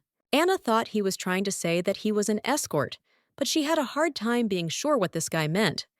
His behavior was unusual and confusing. After some thought, Anna decided that perhaps he really was accompanying the delegation from Etina. As she had thought, she felt the conversation beginning to clear up, but she still remained unsure. She was pleased to meet him and introduced herself Anna Theodore, a servant to the lady of the Baldwin family. As she greeted him, she tried to appear confident, despite all the uncertainties that had surrounded this conversation. The man seemed to introduce himself as Arcangelo von Ithila, pronouncing it with such confidence that there was no doubt as to the truth of his words. Anna was surprised to hear the name Ithila. It was unusual and somewhat intriguing, since she believed that only members of royal or imperial families could bear such names. She wondered why this particular name had caught her attention so much. After all, she had always thought that such names could only be used by noble and high-ranking families. The girl remembered the words of her niece, who once explained that, in aristocratic language, the word order differs from the traditional one, which could be connected with this incident. Phoebe had said that von meant of in the Athila language, and Anna now realized that this man was introducing himself as someone who came from Ithila itself. She was grateful that he had told her his last name so openly, and replied with a smile that he could simply address her as Anna, without any titles or complications. The man remained silent, and Anna, feeling unsure, began to think that perhaps she was in too much of a hurry, and speaking too quickly, not giving him time to react. Then she decided to say her name again, slowly, hoping that it would help him remember it easier. But he still called her Anno, which confused the girl a little. She gently corrected him again, saying that her name was indeed Anna. At that moment, the girl noticed a slight embarrassment appear on the man's face. A few minutes later, he was finally able to pronounce her name correctly, and Anna, smiling, told him that he had finally succeeded, praising him for it. A lot of time passed during this casual conversation, and Anna did not even notice how quickly the minutes flew by, absorbed in their communication and internal thoughts. It was already late, and Anna realized that it was time for her to join everyone in the banquet hall, so as not to be late and not leave her companions waiting. Anna told the boy that she had some business to finish, and after thanking Mr. Arcangelo, she was about to leave. It was clear that she was in a hurry, and her gratitude sounded sincere. But suddenly, he grabbed her sleeve again, asking her to stop. Anna didn't immediately understand what was happening. Her gaze darted to him, trying to understand what caused his reaction. He repeated his words again, saying something about an escort. It was unclear to her, but apparently it was an important explanation that she could not immediately understand or accept. Anna asked if he was an escort, and noted that this possibly meant he was an envoy from the kingdom of Ithila, which in itself was a significant discovery. He confirmed her assumption, and the girl, after thinking for a moment, replied that now everything was clear. This man really did look different, and this confirmed his status. His clothes were clearly different from those worn by Mr. Arcangelo, and Anna thought that perhaps the prince himself was there, given his manners and the importance of his presence. Arcangelo shouted loudly that the escort should correct the situation. Anna, who had already realized that he really was the escort, only nodded and calmly confirmed that everything was now clear. Anna thought that he was perhaps too proud of his mission, since he repeated the same thing so often. Apparently, his role was important to him, and he wanted to emphasize it. The delegation clearly belonged to at least the middle class. This was clear from their behavior and manner of communication. Anna gave the order to the attendant to take care of the prince. After that, she decided to return to her lady and left. Time was not on her side. She had to hurry because it was becoming more and more dangerous to be around the prince. She could not risk putting off her business. The sooner she left the place, the safer she would be. But the guy didn't lag behind following her. Anna felt a growing anxiety and was forced to stop telling him to stop following her. She needed to leave quickly. She added that if he continued to follow her, she would simply scream. There was no threat in her voice, but her words sounded very serious. She hoped that this would stop him. The guy looked surprised, and even a little confused, after her words. There was confusion in his gaze. He clearly began to doubt her sanity. It was noticeable from his facial expression. At this moment, his servant approached him, and noticing the strangeness in his master's behavior, asked whether His Highness had called him. The question sounded with obvious interest, as if he was expecting some important command. His Highness, after a moment's thought, said Anna Theodore's name. His voice was calm, but there was a hint of concern in it. He clearly couldn't understand why this woman had made such an impression on him. The boy couldn't understand what His Highness was talking about. He knew that Anna was something important to the Baldwins, but why exactly she attracted his attention? He couldn't figure out. He continued to be perplexed. Arcangelo von Ettila, the fourth prince of Ettila, was a man accustomed to special attention, but his curiosity about Anna was something new and strange. His thoughts were still preoccupied with her personality. Anna's friend, seeing her return from the banquet, reminded her that she would need to take her medicine as soon as they returned. Anna nodded, knowing that this requirement was important for her health and well-being. Deborah noted that she needed to make sure of this, otherwise she risked forgetting, as she always lost the thread of a conversation if she didn't write it down. This seemed important to her. Anna replied that she would definitely do it. She also asked how things were with her friend, because everything that concerned Deborah always worried her. Deborah pointed out that Anna should pay attention to the middle of the room. Something unusual was happening there that had caught their attention. It was important to notice all the details. In the center of the hall, no one noticed the presence of the prince, Mrs. Natasha, and one other person, which caused some confusion in both of them. It was strange. Anna couldn't understand who this man was. She hadn't seen him before, and this immediately intrigued her. She became curious about what family he was from, who he was. Deborah wasted no time in informing him that it was His Highness, the Crown Prince. Anna was shocked to hear this, and only looked at him in surprise. Anna noticed that the prince was not at all like the second prince, and this emphasized his uniqueness. He was very different, and it could not help but catch the eye. If His Highness was an example of a worthy heir, then Prince Ivan was the embodiment of a mischievous angel, which left no one in the hall indifferent. Ivan behaved in such a way that it was impossible not to notice him. He was in plain sight. His behavior attracted attention. He was the very embodiment of charm. But until that moment, Anna thought that Prince Ivan overshadowed the Crown Prince himself, standing out with his bright personality and charisma. She gently pointed out that perhaps she shouldn't say that. Although her own opinion was similar, her thoughts often overlapped with Deborah's. Prince Ivan had something special that made him inconspicuous. It attracted attention, and it is not surprising that he could not remember even the names of his maids. It was hard for him to remember everyone who came up to him. The people around him changed so quickly. It was a part of his life to which he was accustomed. Anna heard the lady calling her and immediately knew that something was wrong. She immediately felt that her attention needed to be switched to something important. Approaching the lady, she asked Mrs. Natasha if she had called her and her friend, because Anna could not imagine what exactly had caused her call. Natasha replied that she needed to get a shawl from the carriage. It seemed like a simple errand, but Anna realized that there was more to it. Natasha also noted that Anna probably saw a man in a gray suit on the second-floor terrace, which added to her curiosity. It was Benjamin Owen, the Marquise's son.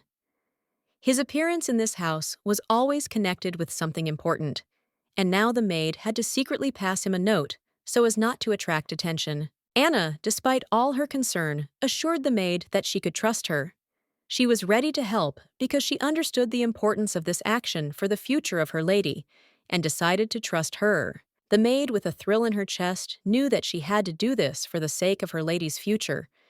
It was not easy, but she knew that she could not do without her help, and she carried out the task with determination. At the bottom of the stairs, just around the corner, the unknown awaited her. The maid felt a little afraid, but she knew she had to do her job. She had already taken a step and was moving forward. If the maid went up the stairs in the hall, she would certainly be noticed. She was too careful, knowing that every step she took could attract attention, and this could disrupt the plans of the entire operation. As she passed by, a knife was thrown towards her. It was a stranger, and she did not have time to react. The knife only slightly grazed her, but this was already a harbinger of danger. The knife almost caused her serious harm, but the girl still felt horror. The noble maid, accustomed to difficult situations, could not calmly accept what had happened. She was in a panic, especially when a stranger appeared next to her. She couldn't understand what was happening, and her heart was pounding with fear when he came too close. The man knocked her down and asked her curiously where she had learned this information.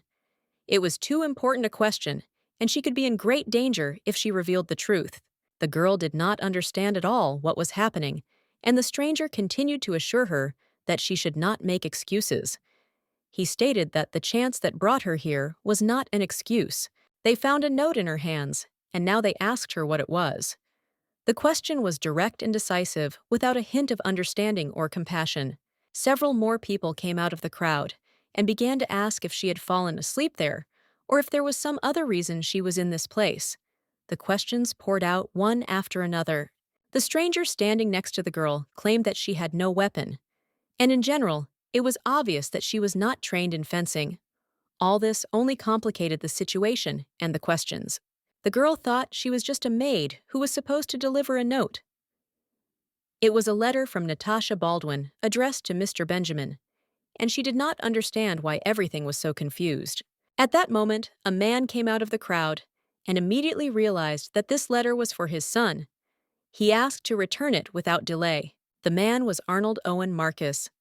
He took the letter with anger and determination, giving no explanation and not hiding his rage. He was furious and could not understand how the Count could so underestimate his control over his daughter.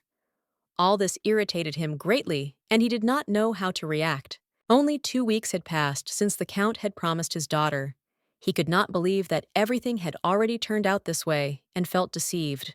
His Highness gently suggested that the Marquis should speak more quietly, but he continued to shout, accusing the Count's daughter of writing a love letter to his son.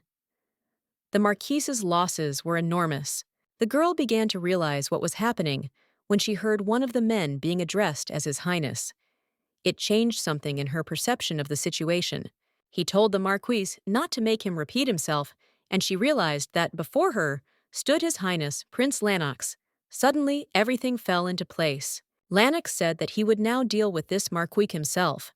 He was sure that everything would be resolved now. Besides, Vane said that no one would be in this place. The girl apologized, saying that it was all her fault. She asked what to do with this maid now, because everything had happened so unexpectedly. Anna was completely confused. Her thoughts were jumbled, but one thing was clear. Something was wrong around her. She found herself drawn into strange events that she could not control. These people were involved in things that no one should know about Anna, became an unwitting witness, and now they were ordered to get rid of her without leaving a trace. The realization hit her that she could die right here, that her life could end like this. It was horrible and incomprehensible. Something had changed irrevocably. Anna couldn't believe what was happening. If she had somehow predicted that she would find herself in this situation, she probably would have done everything differently to avoid it. She tried to deny what was happening, convincing herself that this couldn't be happening, that it was just a nightmare. But alas, reality was merciless and cruel. Tears were streaming down her cheeks. She was praying to God for help, asking Him to save her life. Inside, there was a feeling of helplessness and fear for the future filled her. But then the second prince intervened and commented on the situation, saying that it seemed like she was really almost killed, and it was no joke. Lennox immediately recognized that familiar arrogant voice that could only belong to Ivan. That voice always sounded with a sense of authority, brooking no objections. Ivan ordered everyone to stay put, emphasizing that if they moved, the poison would spread faster. His words sounded confident and left no room for doubt. Lennox noted that he should have worn something black, as his suit was stained. He watched the proceedings, slightly annoyed that he could not act faster. Ivan did not hide his displeasure, and asked his brother if he was happy with what had happened, as if asking how he assessed the situation. He noticed that his younger brother would not let him stray from the path, even if he wanted to do something against the rules. There was a certain confidence in this, no matter how much they tried to distract him. Lennox continued to look at him silently, and Yvonne, noticing his gaze, told him to stop looking at him like that, as if he was trying to hide or understand something. If someone sees them at this moment, they might feel like they are trying to commit murder, and things will not be perceived as they intended. The Crown Prince, noticing that his brother was watching him closely, decided to ask if he had been watching his actions in the last few minutes, trying to understand his intentions. Yvonne smiled and noted that perhaps his brother valued morality too highly to participate in such dubious affairs.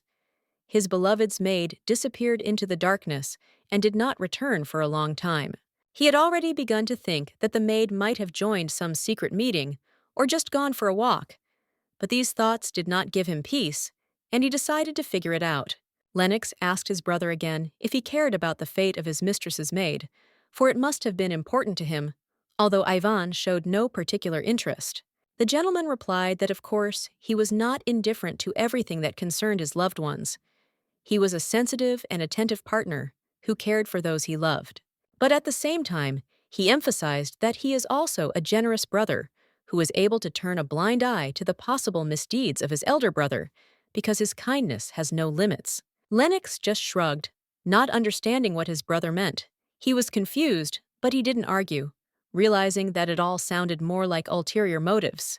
He had spoken with Marquis Owen about business and their trading relations, but the situation with the missing maid had been troubling him, as it was clearly connected to something more. They simply wanted to intimidate this maid, but Yvonne intervened, saying that he was interested in why such matters were being discussed in a dark corner of the courtyard. The Marquis, trying to justify himself, offered to somehow explain what had happened, but the Crown Prince immediately noted that they should have had such conversations in a brighter place.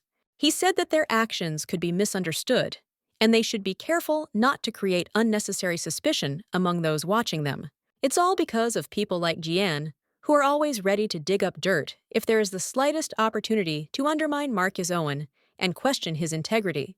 Lennox found a more suitable place where there were no people and told his brother that here they could discuss everything without unnecessary witnesses.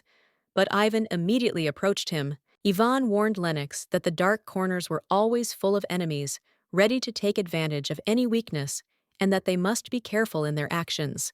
He was grateful for this advice, and as a token of gratitude, wanted to tell his brother something important that could change their attitude towards what was happening in the future. Brother must understand that not everyone strives for power, and the throne is not always the goal for everyone in this world. So his impatient behavior seems unnecessary. He apparently did not think about the fact that there might be other goals in his desire for power, and that not everyone shared his desires, but he continued to think that everything would be as it should be. Lennox was noticeably angry, but despite this, he still tried to hide his storm of emotions behind a restrained smile, and thanked his brother for his words, but with a little sarcasm. The sarcasm was obvious, and Lennox's face showed a play of tension that reflected his inner tension, but on the outside, it looked like normal, polite communication that hid his true feelings. Lennox was clearly suddenly shocked when, in the midst of their conversation, the second prince suddenly appeared, breaking the calm atmosphere, and all eyes instantly turned to him. At such moments, any mistake could ruin everything, and therefore the Marquis worried more than he should have, because any wrong word could cost much more than it seemed at first glance. However, fortunately, everything worked out, and the tension that seemed all-consuming went away. Perhaps all the worries were in vain, and the situation was resolved peacefully. The prince was clearly disappointed and admitted that the young man had no understanding of the situation, and that his words did not reflect what was really happening. The Marquis in turn asked him again, not understanding what exactly the prince was talking about, and was shocked by the answer, which made him think about many things because everything turned out to be much more complicated. Lennox looked extremely sinister, and with a bright, brutal smile, declared that he was absolutely not interested in the throne, but what was much more important was what was happening to him and his loved ones. The Marquis was horrified by what he heard.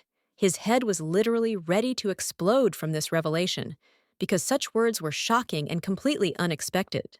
He got into this dirty game of smuggling not to play political games, but only to earn a living with no ambitions for power. Lennox knew he couldn't just die in a battle between wild and ruthless forces, so he decided it was time to stop all this and find a way out of this nightmare. He knew that he needed to finish all these things as soon as possible in order to finally be next to Natasha, thereby getting rid of all the problems and fear that pulled him into this world. He approached Anna and, extending his long arm, asked if she was okay, expressing in his gaze a care and attention that was rarely seen in such surroundings. He had incredibly beautiful hands, which emphasized his sophistication and elegance. Anna noticed this gesture, and despite the external coldness, she felt its sincerity. The girl sincerely felt gratitude for the help given to her. She could not help but appreciate how the man came to the rescue in time, at the right moment, and without unnecessary words. She tried to find words to express her gratitude, but at some point she realized that she simply did not know how and what exactly to thank him for.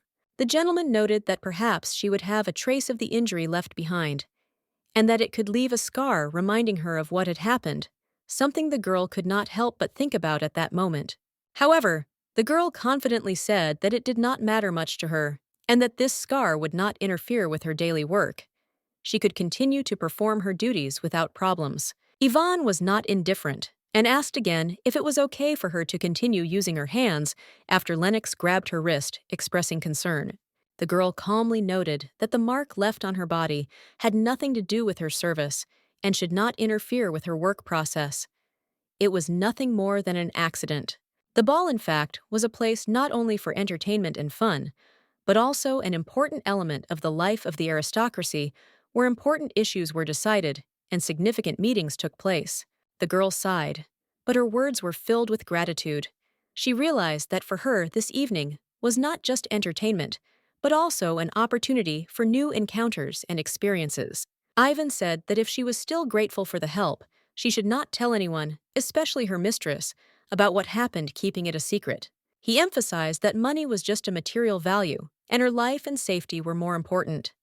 She thought about it, asking herself, is there anything else ahead that is worth waiting for?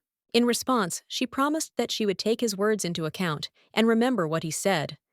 But suddenly, her attention was drawn to the question that he suddenly decided to ask her. He found a note and picked it up, wondering if she was the one who was supposed to give it to him, deciding that it was now her responsibility to him.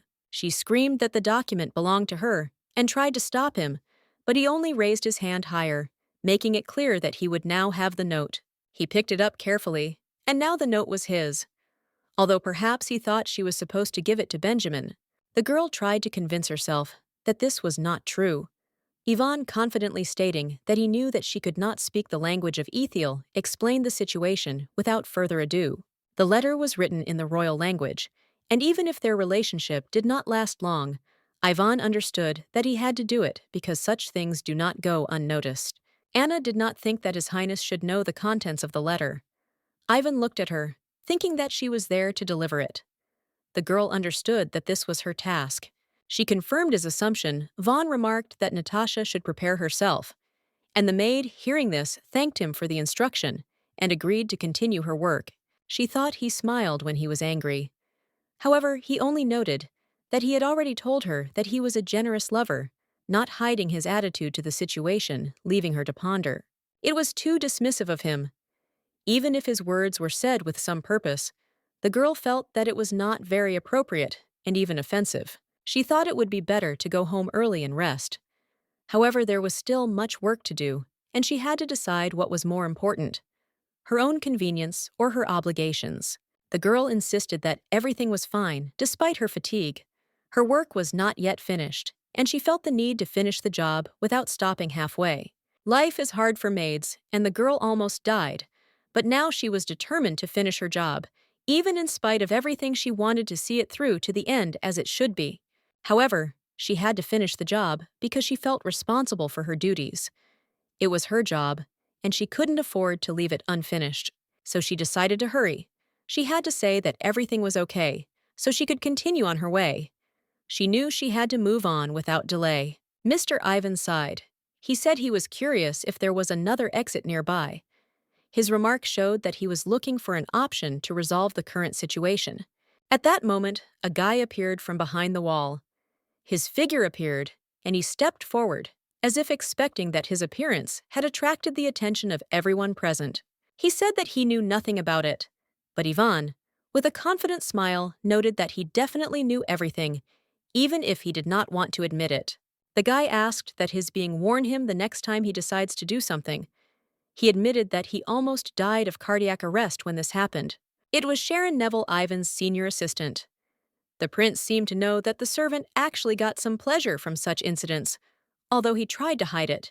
The assistant, feeling the pressure, insisted that the gentleman stop talking nonsense, claiming that he would resign. After all, Ivan responded by saying that he had already paid him as much for the transportation as last time. Sharon promised to return all the money, which couldn't help but bring a slight smile to Ivan's face. He was calm, knowing that there would be no problems with this. On the left wall, right in the center, an emergency staircase was installed, providing a convenient exit for anyone who might find themselves in a dangerous situation in this building. Anna was sincerely grateful for the information she received. It was an important clarification that helped her better navigate the space and plan her next steps. She had to hurry now, but she knew she had to be careful and not waste time. She took a step towards the exit, deciding to move faster. At that moment, the thought occurred to her that perhaps she should have chosen more comfortable shoes to get to her destination faster. Comfort became a priority for her. As Anna began to walk away, Ivan called out to her, and she had to stop and turn around to hear what he wanted to tell her at the last moment. He noted that she should definitely take care of her wounds. There was concern in his voice, and he reminded her just in case that her health should not be ignored. The girl, a little embarrassed by his attention, looked at him. An unexpected revelation flashed in her eyes, as if her hidden feelings had become obvious at that moment. When Anna returned home, she immediately asked Phoebe where her bank account was. Phoebe replied that it was in the last drawer in the smallest bag. Then Anna asked Phoebe what she should do if she couldn't come. The girl replied that in that case she would have to take her bag to her aunt's house. After that, Auntie asked what she couldn't do with the bank book. Phoebe immediately said that she couldn't show it to anyone, and she definitely couldn't tell Alice about it. After all this, Anna told Phoebe that she was a good girl and did well. The girl looked pleased that she remembered everything and followed all the instructions. But Phoebe thought about it and asked if it was necessary to talk about it at night because she was very tired and really wanted to rest. The aunt apologized, noting that she was just in a hurry, but now she needed to rest a little. She said that it would be best for her to go to bed early so that she could sleep peacefully. Phoebe noticed that her aunt looked too pale and asked if something unpleasant had happened. There was concern in her voice. She could not understand the reason for such a state. Anna replied that nothing terrible had happened. She had just been washing her face for too long. It was just a moment of fatigue, and everything was fine. Anna reassured the girl, saying that she shouldn't worry. It was best to go to bed early to rest and gain strength. After Anna put her niece to bed, she felt relieved, glad that she was able to return home alive and safe. If she had died, she would not be able to enjoy her exquisite and wonderful appearance today, which until now remained for her the embodiment of beauty and living art. This hand was far from the most beautiful, and so she always hid it from her niece's sight, trying to hide the traces of the hard work and deprivation she had endured. This was a given, since she acted as a mother to her niece, raising her in conditions where there was neither peace nor comfort, always thinking about her well-being. This served as some proof of her difficult trials, and although she was not ashamed of her life, on the contrary, she felt pride in her survival. Ivan still inquired about her condition. He extended his hand to her, and at that moment, she felt for the first time how worn out her hands were by life, battered and covered with traces of numerous difficulties. She could not forget those moments when his image and touch remained with her. The past, when his hands saved her, made her think about faith and why people come to God. The blood froze in her veins from fear, but at the same time, an unexpected relief came because she realized that perhaps her fate had changed thanks to Ivan's intervention. At that moment of salvation, when it seemed that she could no longer fight, she felt an unimaginable power of faith, as if fate itself had once again opened new horizons for her. If His Highness had not intervened, if he had not come at the most opportune moment, she might not have really survived that incident, and would not have known what awaited her in the future. He didn't say a word, he just did what was necessary, allowing her to survive, and her thoughts that she could have disappeared did not leave her even after the situation was resolved. He saved her, even if it happened by accident, even if his actions were not dictated by a desire to help, but only by a random coincidence. Even though it may have been about preventing injustice, he still gave her a chance to live, and she will never forget that act, no matter what happens next. Anna was very grateful that he allowed her to continue to lead such a modest life. She always prayed for this opportunity, which she sincerely considered important. She decided that she would definitely pray for him. It was her personal decision, and she sincerely hoped that he would receive all the blessings he deserved. Anna, surprised, asked whether the second prince had really come. She could not understand how it happened that she did not know about his visit. Annie noticed that the prince had come this afternoon and added that Deborah was supposed to pass this on to Anne. She had asked her to pass this information on herself. However, Anna had not heard anything about this and was very surprised. Annie thought that perhaps Deborah had simply forgotten to tell her the important news. There was nothing strange about Deborah suddenly leaving, packing up all her things, and going to the laundry room. She was always looking for something to do. Lady Natasha was always short of staff, so she was literally like a squirrel in a wheel, constantly fussing. Annie advised Anna to change into a clean and neat dress. Anna asked what she should do, as she had no clean day clothes. Annie was surprised, as she had recently washed her clothes, and they were fine.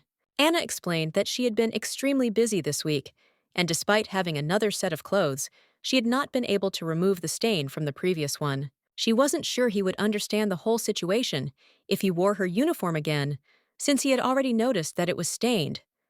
This worry was bothering her. Even if you didn't look too closely, the stains would still be visible, and this worried her because she couldn't afford to look untidy.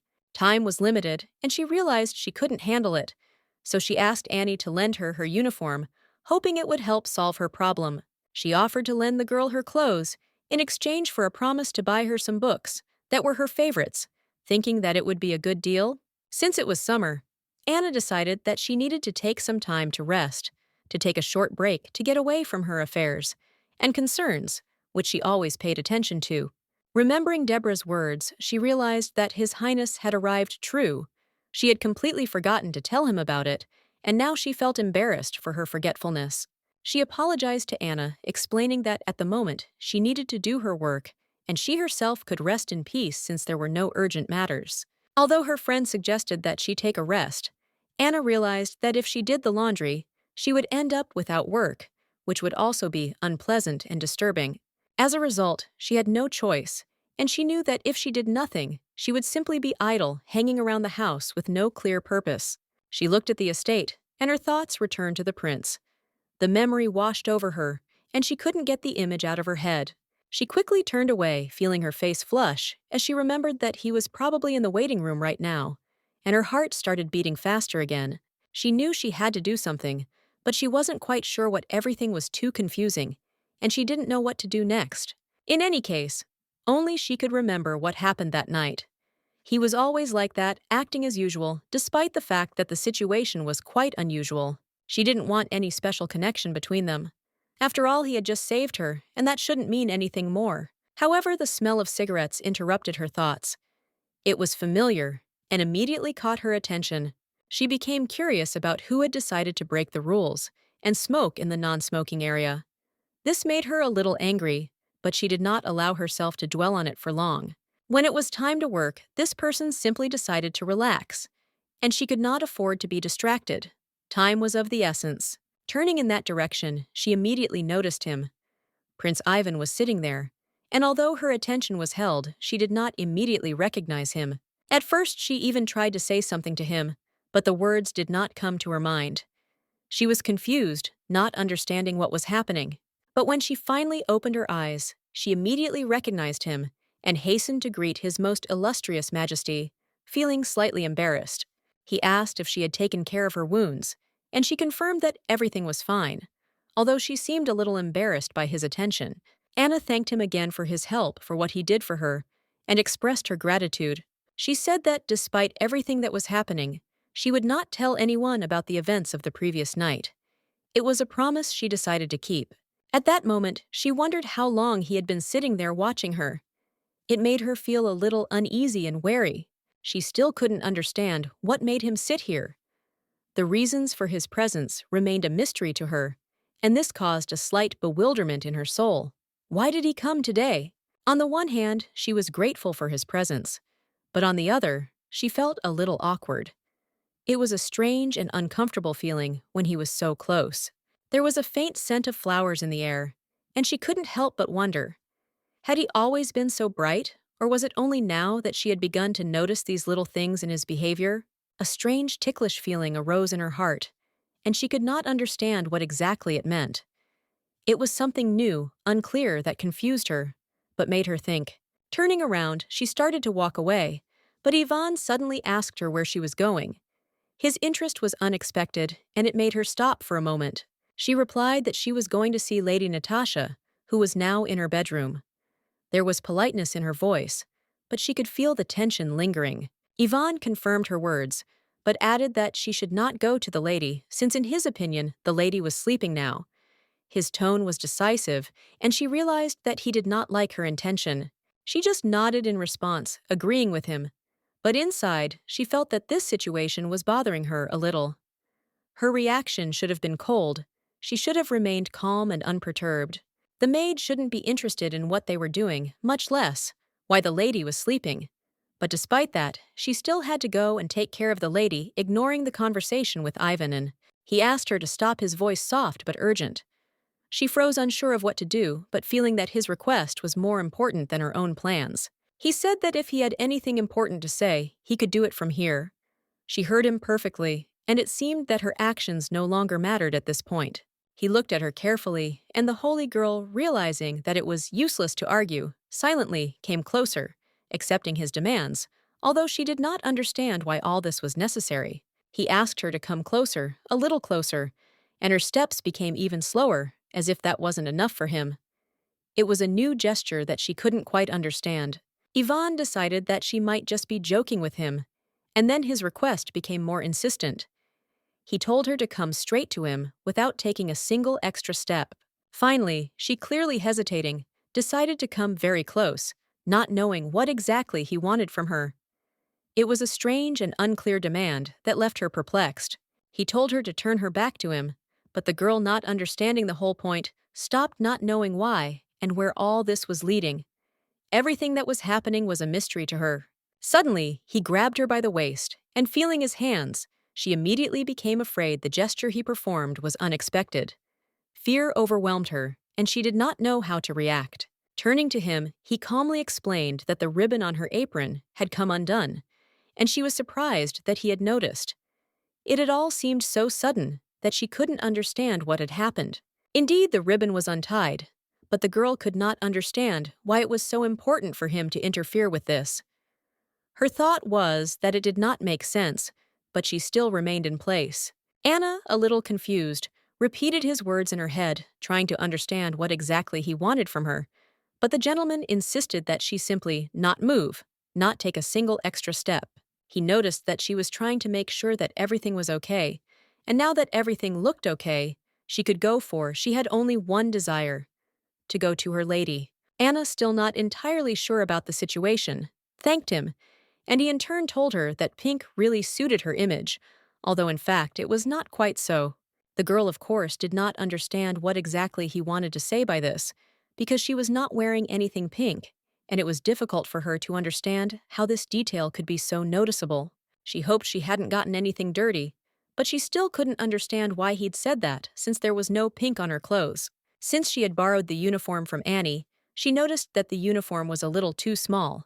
So to keep it from falling off, she pinned it down, hoping that would be enough. The moment she turned around and headed back, she remembered that her underwear was pink and immediately felt embarrassed, realizing that he could see it. Her face flushed when she realized that he could notice her underwear. And this did not add confidence, because she was not ready for someone to pay attention to such intimate moments. Phoebe, noticing her confusion, suggested that her aunt had a headache and tried to figure out what exactly was bothering her. But Anna quickly deflected the conversation, saying that she was fine, and it was nothing more than dizziness. She felt awkward, and did not understand how this man who always behaved so casually managed to notice such a detail, and how it could happen without leaving any traces. The girl felt especially uncomfortable and could not believe that this cheeky man had managed to see her underwear, which only increased her embarrassment and awkwardness. Dressed in a raincoat, she entered the bar, and the man, seeing her, asked with interest what she would like to drink, peering into her face as if trying to catch some hint. She ordered a glass of red rum, and the waiter, of course, readily complied with her request, hoping that the drink would be appropriate for her mood and the situation. When the waiter handed her the glass, there was a note written on red paper in it, and this unexpected circumstance only increased her confusion because she did not know how to react. This letter in red made her very angry, and she could not contain her emotions, wondering what kind of nonsense could be hidden in this unexpected note. Someone said that it was a recording from the Marquis of Owen, and this left her with even more questions, as she did not understand what he could want from her, especially in such a situation. Yvonne stood behind him in disguise, asking with interest how things were going, trying to understand what stage the whole plan was at. He was clearly determined and ready to act. Natasha was sure that the Owen family had signed a contract with Baldwin. There was one important step left for her: to complete this process, to see it through to the end without leaving a chance for error. Yvonne asked when they would begin the next stage. Natasha said it would be in 15 days. First, they would announce their engagement to Marquis Owen, and then the main part would begin. Natasha did not hide her joy. Pretending to be the Marquis's mistress seemed to her not only exciting but also profitable. The price of her body, in her opinion, increased significantly thanks to this role. The crazier a man is, the more he desires anything connected to the imperial family. The evidence he showed her in the drawing room was important, and she realized that she had to be sure of its authenticity. Natasha noticed that the family she wanted to destroy was not Owen, but the Baldwins. This was her main goal, and she was ready to go through everything to achieve this goal. She asked Ivan if she could overthrow her father with this plan. Ivan replied that drug smuggling was a grave sin, and the consequences would be dire for all involved. Based on this information, Natasha could expect to escape punishment, since her actions would not be directly related to smuggling, and this gave her an advantage. But for others, it would be much worse. The Baldwin family would lose all their property, and their family would suffer the death penalty.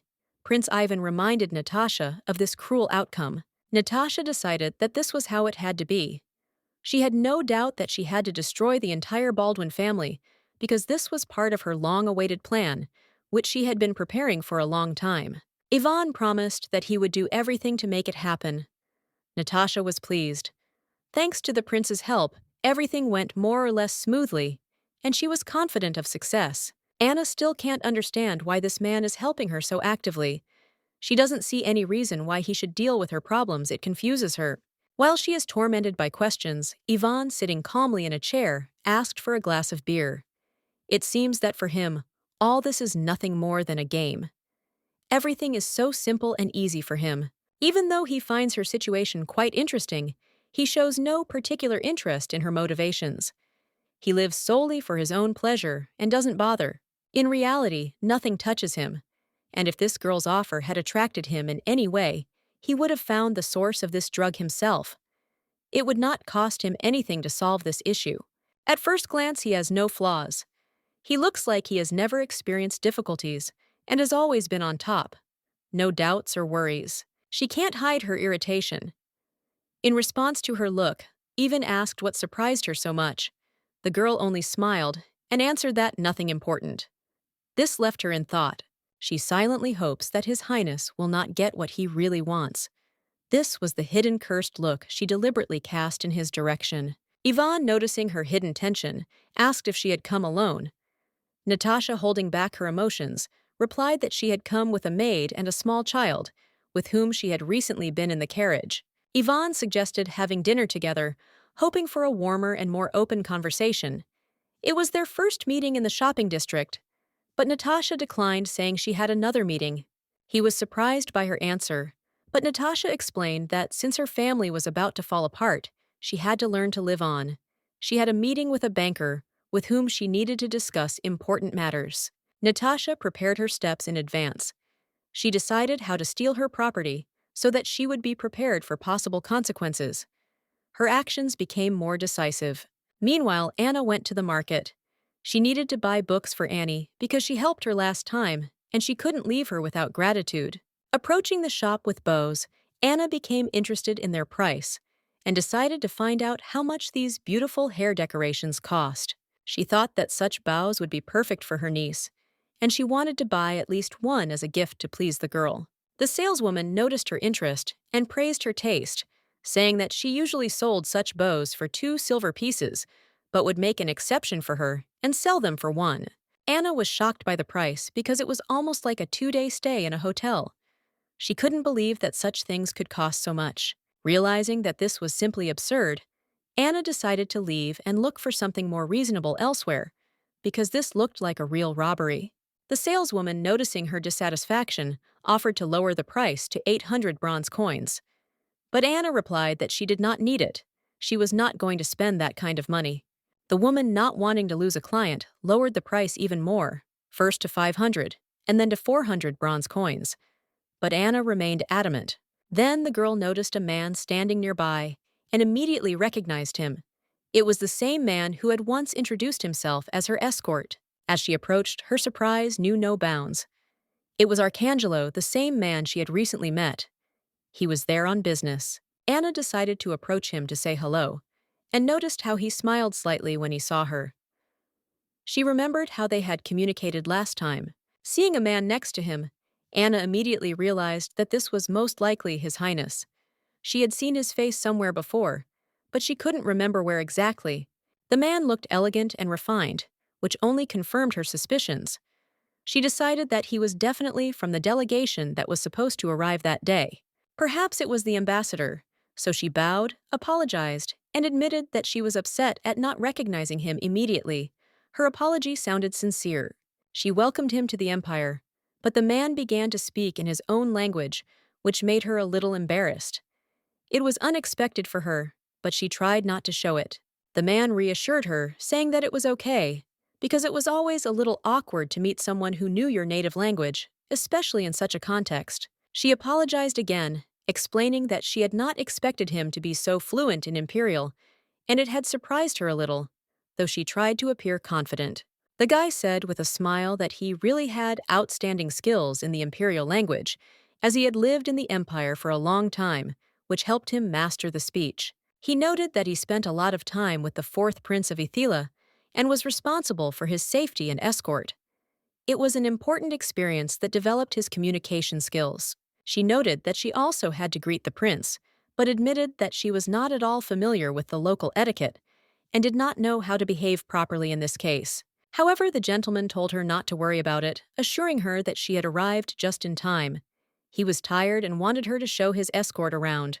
Anna was a little surprised, but quickly realized that she had a little more time since the Holy Lady had not yet returned. Time was at her disposal, and she could wait a little. She said she had about 2 hours, and confidently added that this would be enough time to organize everything. In response, he said that he was leaving his lordship to her. She noticed that the guy was clearly dozing, and given his condition, she decided not to disturb him and let him rest a little without interfering with his sleep. Turning to the gentleman, she asked if he had any preferences as to where he would like to go to, which he replied that he was ready to follow her without any particular preferences.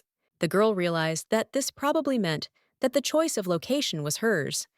He confirmed once again that he would follow her, trusting her decisions. He had already managed to visit several palaces and other significant places in the empire, which gave him confidence that this trip would also be interesting. She then offered to tell him about the latest trends in the Cadogan Empire to make their time more educational and exciting. She decided to start the conversation with gastronomy and bought him a banana pancake, hoping that it would be a pleasant surprise for his taste buds. She offered him to try at least a piece, assuring him that the dish was incredibly tasty and popular among locals and tourists. When he tasted the pancake, his face immediately changed, and judging by his expression, he really liked it. It was a popular dish among tourists. She noticed that the ice cream had melted and left a mark near his lips and on his cheek, which did not go unnoticed because it was quite funny. He started to wipe his face, but she noticed that he was not doing it quite correctly, and with a smile reminded him that he should wipe another place. Unable to resist, she walked up to him and wiped the ice cream herself, which slightly embarrassed him, and he blushed in surprise and was a little confused.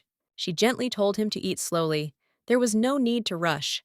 They were in no hurry, and time was on their side, so they could enjoy the moment. Suddenly, she noticed that he was dirty with ice cream again, and this made her smile, because she was already used to his clumsiness and slight confusion.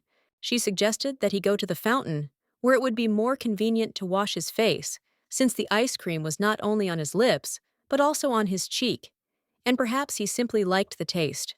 Taking his hand lightly, she noticed how slightly agitated he was, and realized that his unexpected anxiety was caused by her concern and attention to his minor troubles. She approached him with the expectation that he would be interested in trying it again, but this time strawberry, unlike the previous version, she thought he would want it. Strawberries are small, bright red fruits with a much more refreshing and unique flavor. Unlike bananas, which although sweet, have a less vibrant flavor that is more familiar and ordinary. Suddenly, at that moment, another voice reached her ears, declaring that he did not agree, and his appetite for fruit had already disappeared. Somehow, he was immediately disappointed in this choice, not wanting to continue. She turned around, but at that moment she remembered the voice, and looking up, she saw His Highness Ivan standing before her. He said that he was not a fan of fruit and would rather have something else. She had never heard anything like this from him before, because the woman who had almost died of fatigue was now about to finish her work. It was completely unexpected, and she didn't know how to react.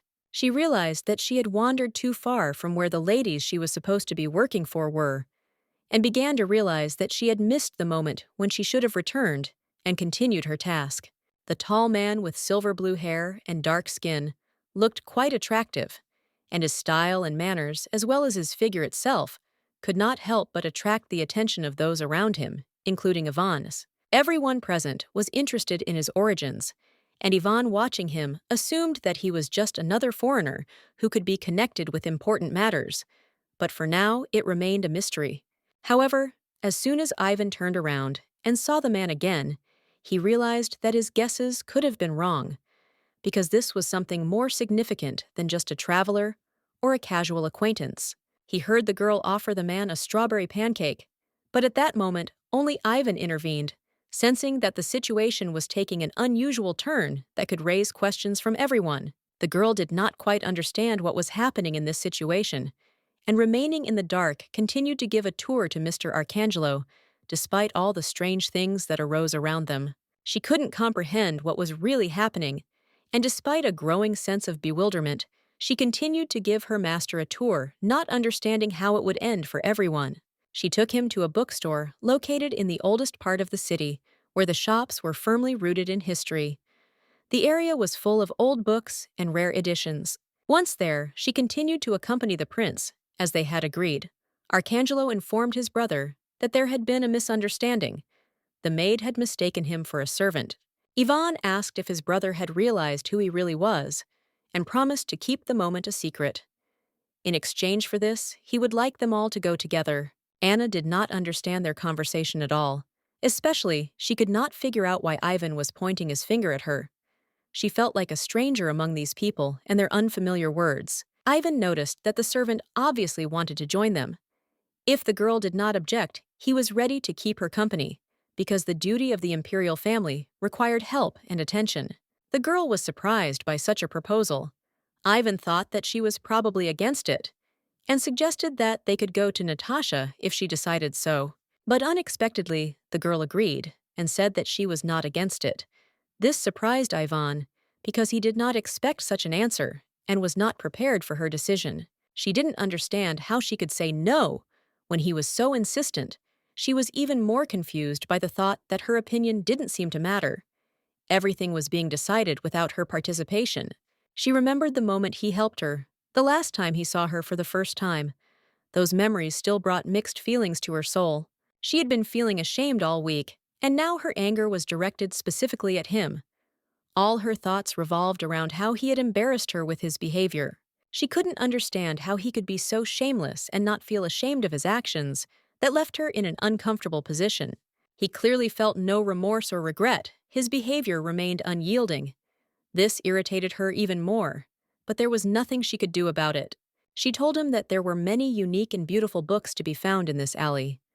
This was one of the reasons why she loved this place so much and felt more confident here. She turned to Mr. Arcangelo and asked if he wanted to buy a book. Her voice was calm, but there was uncertainty in her eyes, as if she had not expected this offer. Yvonne was watching her hand closely.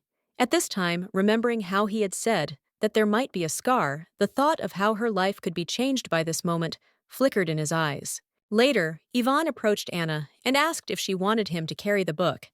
He noticed that it looked heavy, which might be uncomfortable for her. Anna was surprised by his offer, but Yvonne quickly realized that she considered the book heavy and perhaps was worried about its condition or comfort. She was not yet accustomed to his solicitude. The girl said that there was no need to worry, as it was not such an important thing and did not require him to spend his energy. Ivan, however, began to think that this book might have a special meaning for her. Despite her words, Ivan couldn't help but think that the book symbolized something for Anna. He thought that if she had allowed him to help, he might have learned her secrets. Anna explained that the book really wasn't of any particular value. It was just something her friend had asked her to buy. She couldn't hide her slight awkwardness as she tried to justify the simplicity of the thing. She was already very tired of his attention, hoping that he would finally let her go. Meanwhile, Arcangelo continued to say something in his language, which sounded like a quiet, restless chatter. Ivan, watching the servant, thought that he might be looking to buy Cadogan's book as a souvenir. He thought that a book with illustrations filled with fairy tales would be appropriate. Anna, slightly pursing her lips, confirmed that she knew of such a store where one could buy such illustrated books. It was famous among the locals for its large selection of beautiful editions. When they finally arrived at the store, the saleswoman greeted Anna with a friendly expression on her face. She immediately noticed them and said that this man was looking for a suitable book of fairy tales to buy. The saleswoman noticed that they had come to the right place. Yvonne approached the counter and asked if she had popular books for maids. His interest was unexpected, but the saleswoman did not express surprise. She didn't understand why he wanted to do this, but Yvonne looked at her in such a way that she understood. He thought she regretted not being able to buy more books earlier. This thought clearly bothered him. Yvonne was just going to buy something for her as a gift. The saleswoman noticed that her boyfriend was very nice and agreed to show her more books that might be suitable. She was ready to help. The saleswoman led them to a shelf of romance novels, declaring that the books there were of the highest caliber. She proudly offered several popular choices for the maids and her acquaintances. She added that the book she had bought earlier had a new series. The saleswoman said, with a smile, that Ivan could choose any volume if he was interested. The situation was getting stranger with each passing second. The new episode added a part called Cook in Bed. This title made Anna feel embarrassed, and she didn't know what to say. Everything seemed very awkward and ridiculous. Anna, trying to justify herself, began to say that this book was not for her, but that her friend had simply asked her to buy it. She could not explain how she had ended up in such a situation. It was all strange and awkward. Anna tried to convince Yvonne that she had not bought the book for herself.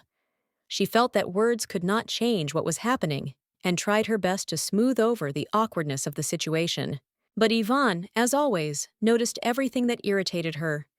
His look said that he understood perfectly well that she was nervous, and this was exactly what made her angry. He knew exactly how to make her feel uncomfortable. This was too much. Anna was getting more and more irritated. No amount of her attempts to remain calm could stop the flow of embarrassment she felt.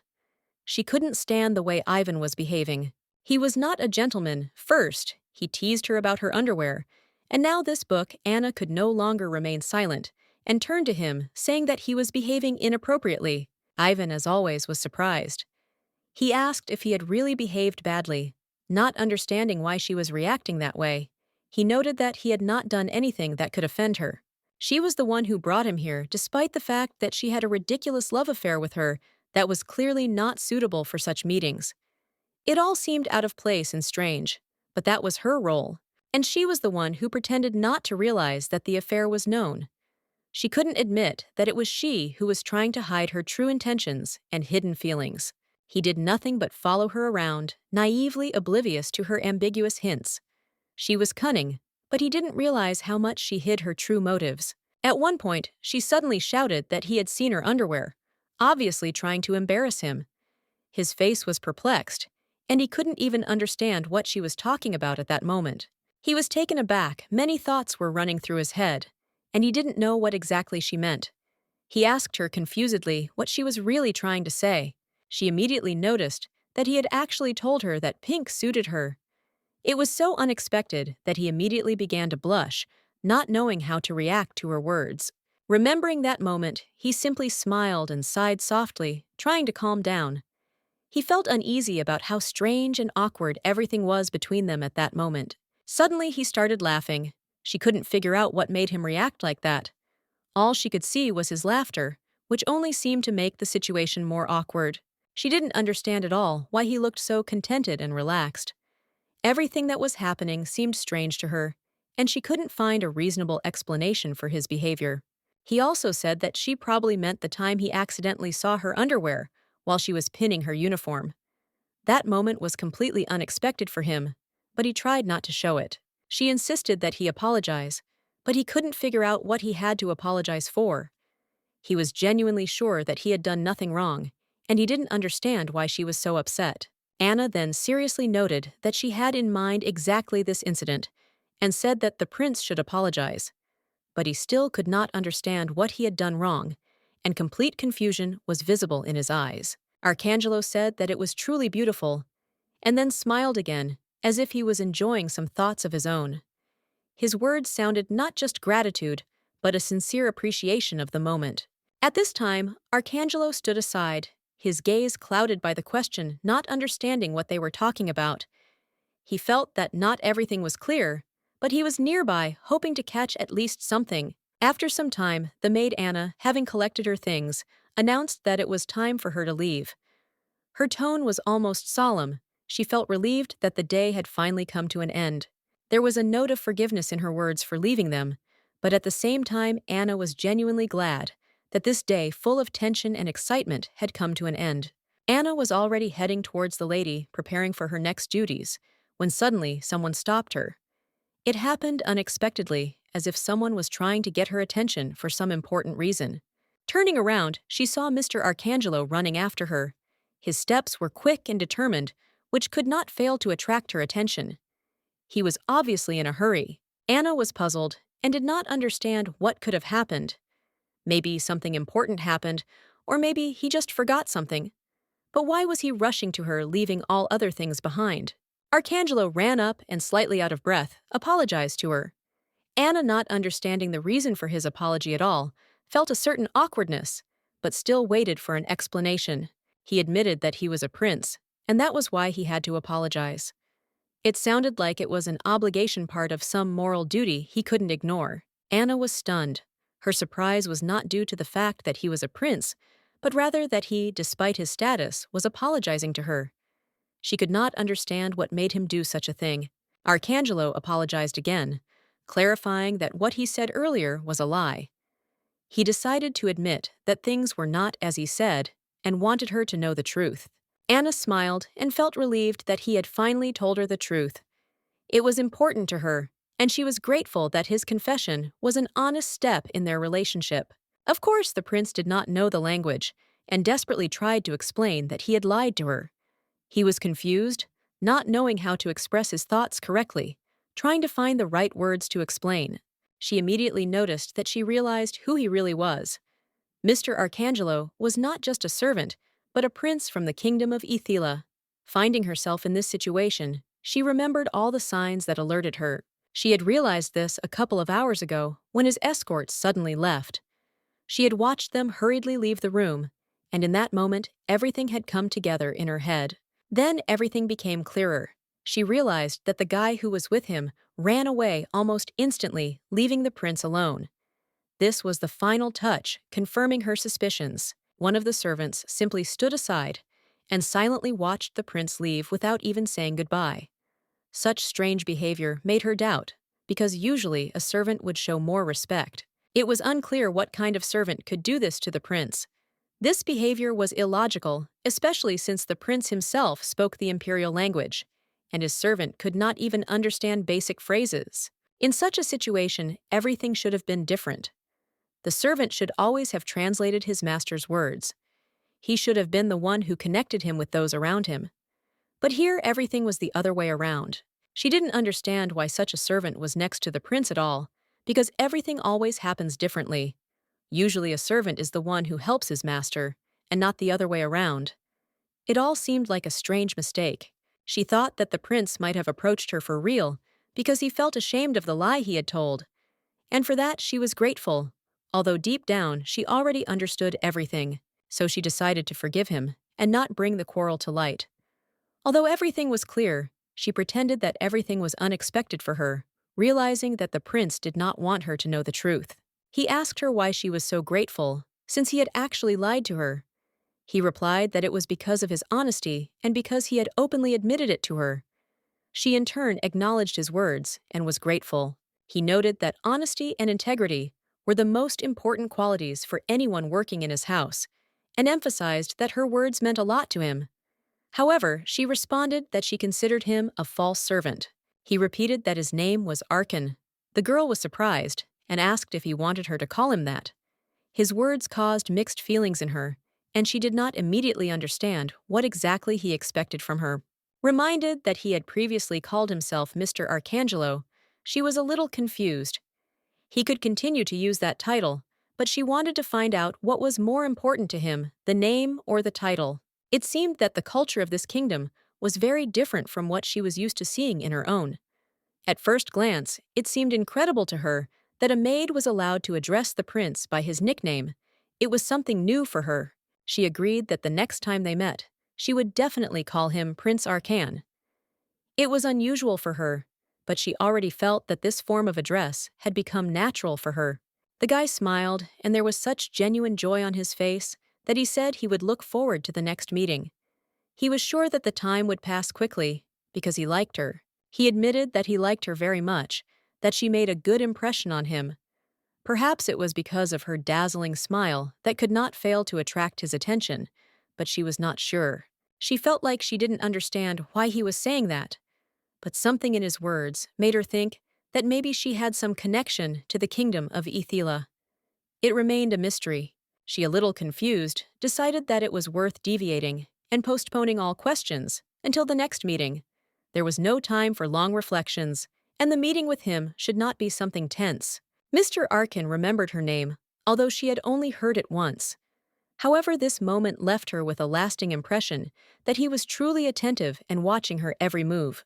She remembered Ivan's words about her name being easy to remember, and it made her smile. He apparently doesn't forget such little things, which can sometimes even be pleasant for her ears. The man who had staked his claim on her favor was generally very confused, and she did not remember his words, but something in their conversation stopped her from giving up entirely. At first, she thought he was just in a good mood, because he said that their servant wanted to go with her. It was supposed to be a business proposition, nothing more, but she doubted it. He couldn't force the servant to follow them, because it was the direct duty of the imperial family, but the request to carry the book puzzled her a little. After all, he called her, but not by name, but with some strange sounds. He didn't call her by name, but simply made a vague sound and offered to carry the book, which surprised her a little. It left her with more questions than answers, and she didn't know how to respond properly. Over time, it became clear that he had indeed forgotten her name, although at first she had been surprised at how this could have happened. But there was nothing unusual in his behavior. He was the kind of person who couldn't even remember the names of those who served him daily. He didn't care about the maids. He just didn't pay attention to their personalities. To him, the maids were just doing their job, and that was all he knew about them. Even those who had served him for decades did not remain in his memory. Their names were not remembered. She was just one of his maids, and also his lover.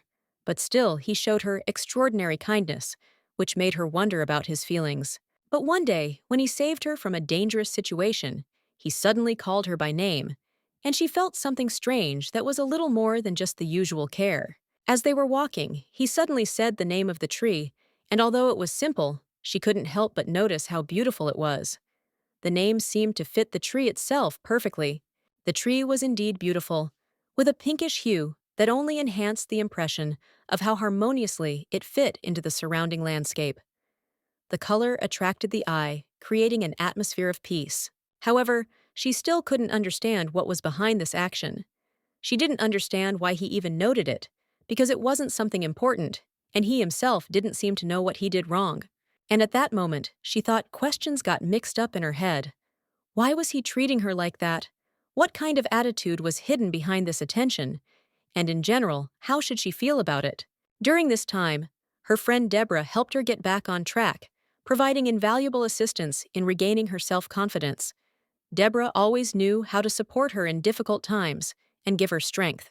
Deborah was sure that she had done everything right and that now she had nothing to worry about.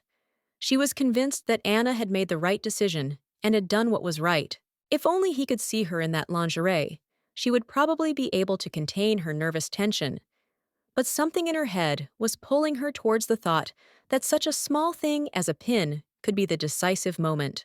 Anna carefully examined herself in the mirror. Everything looked perfect, and she was pleased with her appearance.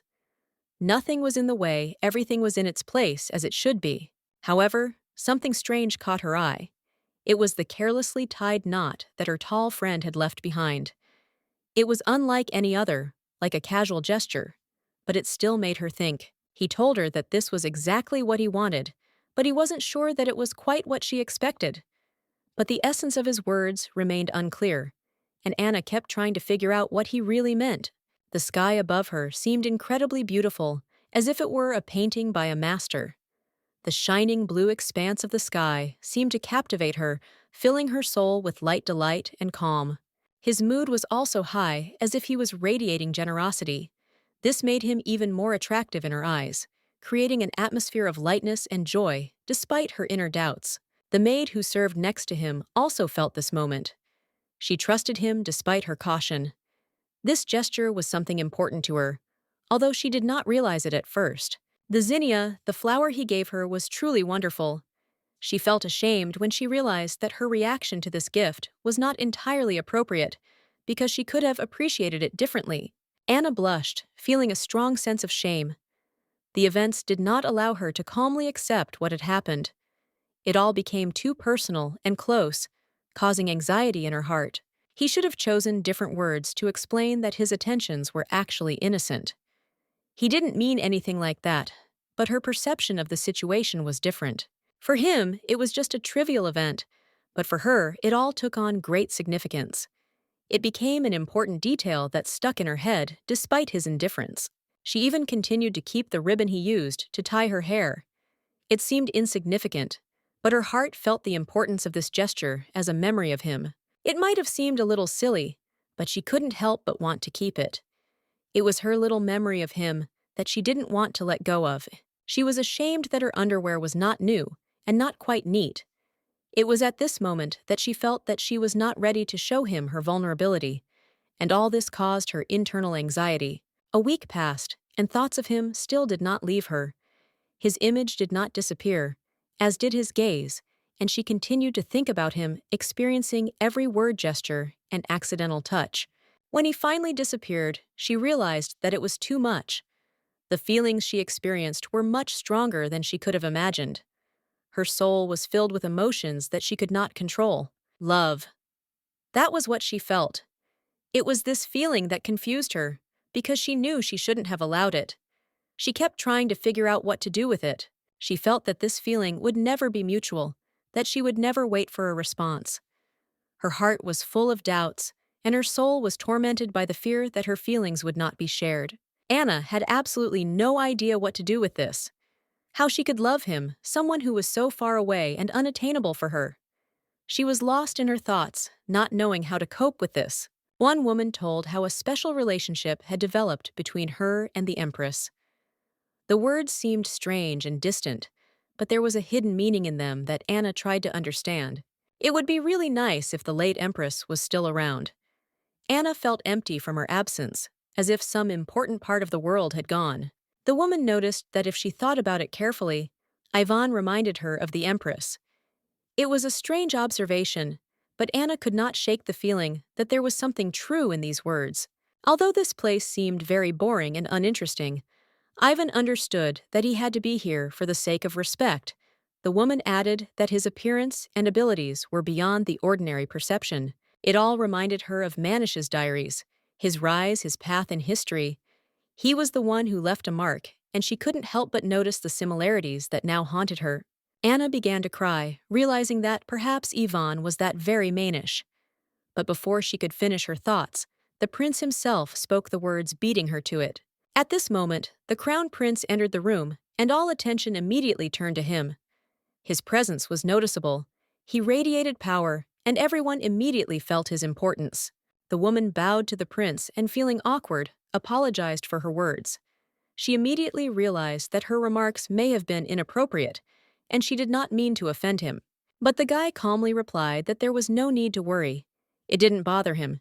He admitted that his brother was truly an exceptional person and didn't go into details.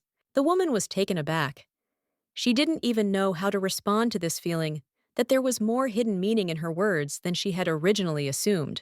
Ivan noticed that his brother seemed to be completely absorbed in his thoughts, and his behavior became cold as ice. This made him wary because usually there was no such coldness. His brother was always more open. The atmosphere in the room had soured, and although everyone had expected the evening to end on something warmer, the brother remained tense. He was in no hurry to leave, as if he was attached to his silence and inner conflict. Ivan realized that the best thing to do was to leave him alone. He decided to get some fresh air, hoping that it would relieve the tension. Maybe later, when his brother calmed down a bit, they could talk. It was probably the best decision. The place was pretty dull anyway, lifeless and joyless, and it was useless to expect any progress in conversation. At least there was more space for thought outside. In fact, Ivan couldn't help but notice that his brother was not only worried about external circumstances, but was also worried about something deeper. Something personal, hidden from everyone, was tormenting him. It wasn't clear what exactly was bothering him so much. Ivan couldn't understand why his brother was so stubbornly clinging to Detron when his status as an archduke of the imperial family would have been enough for him. Ivan had never known the fear his brother felt. He was born and raised in Kagodan, a country that had risen to greatness thanks to the might of Manish. This Manish eventually became emperor, and the country experienced glorious victories. Cadogan used his talents and skills to unite the neighboring kingdoms, turning them into an empire. His abilities allowed him to greatly strengthen his power, and now his influence was felt everywhere. The question of who would become the crown prince was important, but it all depended on the situation. Prince Ivan knew that his place in the future was already determined. If Manish appeared on the horizon, he would have to give up his position. The years passed, and now 7 years have passed since the day when everything changed at the coming-of-age ceremony. At that ceremony, it was revealed that Ivan was not a Manish.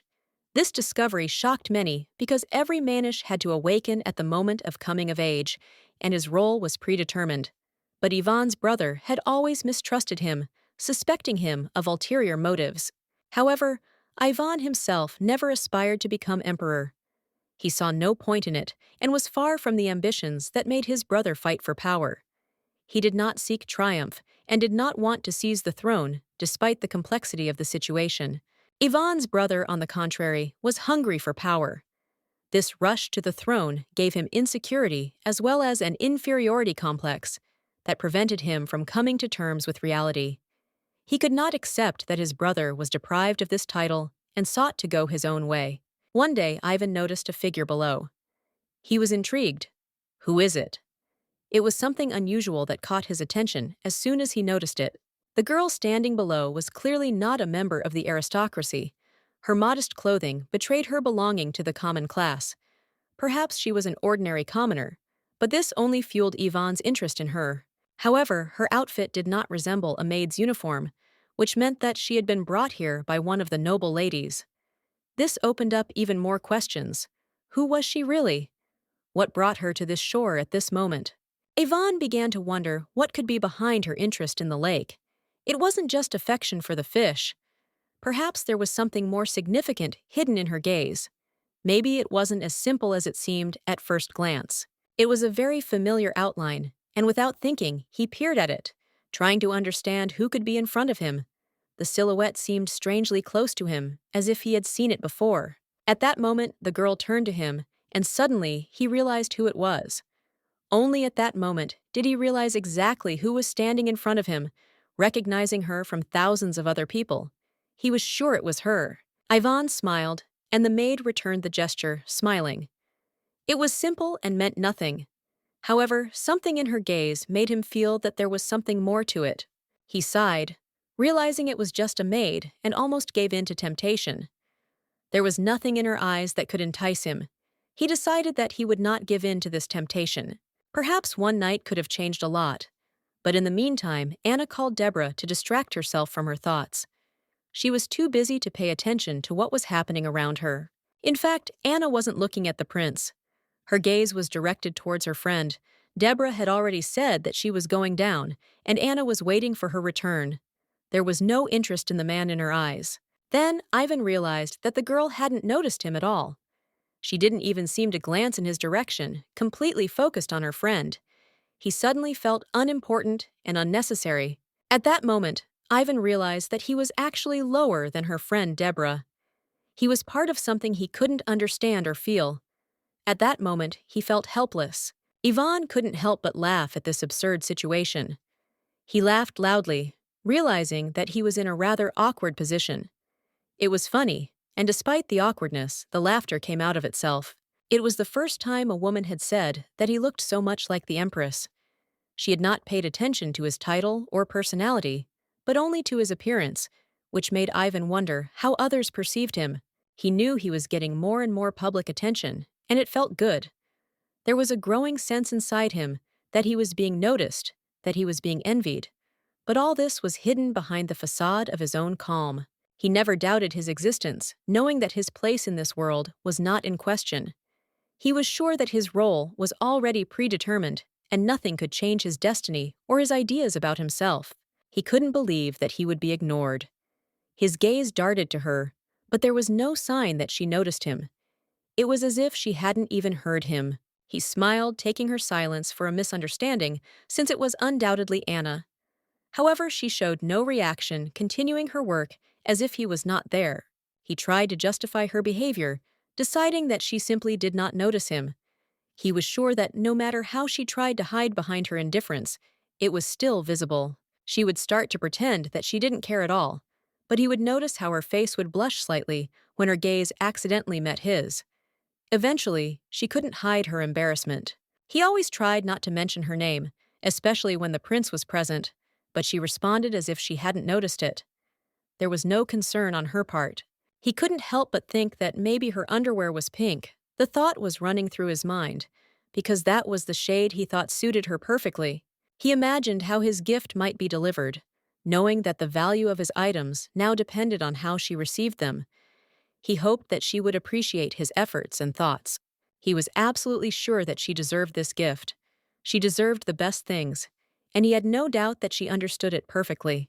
The maid who managed to add bright colors to his boring and monotonous life brought not only warmth into his days, but also something new that he had not experienced for a long time. She couldn't understand what was going on. It was quite funny to watch her feelings, even though it had only been a month since she had appeared in his life. It wouldn't be a problem for her, because she had long been one of the prince's favorites. It was her place, and she saw no reason why things should change. When the girl returned home, there were 2 gifts in front of her, neatly wrapped, as if awaiting her attentive gaze. It was unexpected, but intriguing. She in turn could not understand what was hidden inside these packages. Everything was so strange that her surprise grew with each passing moment. She was stunned and could not understand where these gifts came from, because she never expected such a surprise. She could not understand who could send them to her. However, the box bore the marks of the imperial sundae, and this could mean nothing other than that the gift came from someone who belonged to the dynasty. Perhaps these decorations were intended for Lady Natasha, because the box contained a very beautiful hairpin that could well suit her style. On the pin itself was an inscription stating that it was a gift for a beautiful servant. The prince wanted to show his care, and hoped that she would accept his gesture. The girl immediately realized that these gifts were sent by the prince himself. He seemed to remember her name and did not want her to feel forgotten or unremarkable. He was kind to her despite her humble status as a servant. In his actions, she felt genuine attention and a desire to make her life at least a little brighter. The second gift was also a hairpin, and it was no less beautiful than the first. This was surprising because 2 gifts for such an unremarkable girl seemed too generous. The second box did not contain a note, which raised even more questions. Why did the prince decide to give her 2 such luxurious pieces of jewelry? And what did he mean by that? Perhaps these gifts were a remembrance of the words the prince had spoken to her in the bookstore when they had met by chance, and it had not been just a chance meeting. She felt that something had happened, and because of this, she was embarrassed. Everything that was happening seemed a little strange and unpredictable to her.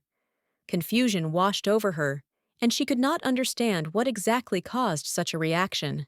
The girl decided that she would definitely return it. She could not afford to leave such a thing unattended. Everything had to be returned as it was accepted. Otherwise, she would break her internal rules. This was too much for the maid. She knew she had to return everything she had, especially if it was more than she could afford. Otherwise, there would be unnecessary trouble and complicated consequences. Besides, it belonged to His Highness, and she couldn't understand that Prince Ivan would do something like that. It was strange and beyond what she would expect from him. Maybe he wanted to spend the night with her, which might indeed be typical of him. But she wasn't sure that was what he was after, and she didn't know how to take it. But despite this, the girl decided that her body was not something worth thinking about. Her thoughts should not be directed in such a direction, and she pushed all these ideas away, trying to focus on other issues. She just needed to return the thing and get rid of these thoughts, leaving everything behind. When the prince came at the right moment, she would return it to him, and only then, when it was necessary, everything would be done according to the rules. She was not to have anything left that did not belong to her. She was sure that no thing's time money, and especially feelings, could be hers if they were not acquired by right. It all had to be strictly by her rules. No infractions, no attachments. Not her things, not her feelings. And she wasn't going to indulge in too much. Everything had to be under her control. The day of Natasha and the Marquis of Owen's engagement was a momentous occasion. The mansion had a special atmosphere. It was an event that reminded of the past, and the Countess looked truly magnificent, as if from another time. The man dreamed of all this happening again, and he believed that she should be worth more. His views were clear, and only the maid understood the full depth of what was happening. He was ready to act in his own way, and did not hide it. Anna had long since realized that her relationship with her son was far from ideal. The age difference of almost 40 years prevented them from becoming as close as she had hoped. The problems only became more obvious with each passing year. She noticed that Deborah always spoke loudly, without embarrassment.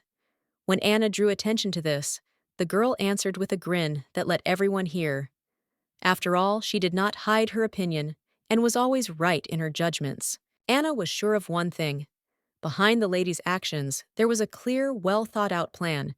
She knew that the lady would never leave the situation without control and would always be ready for any turn of events. Anna decided to watch her every move closely.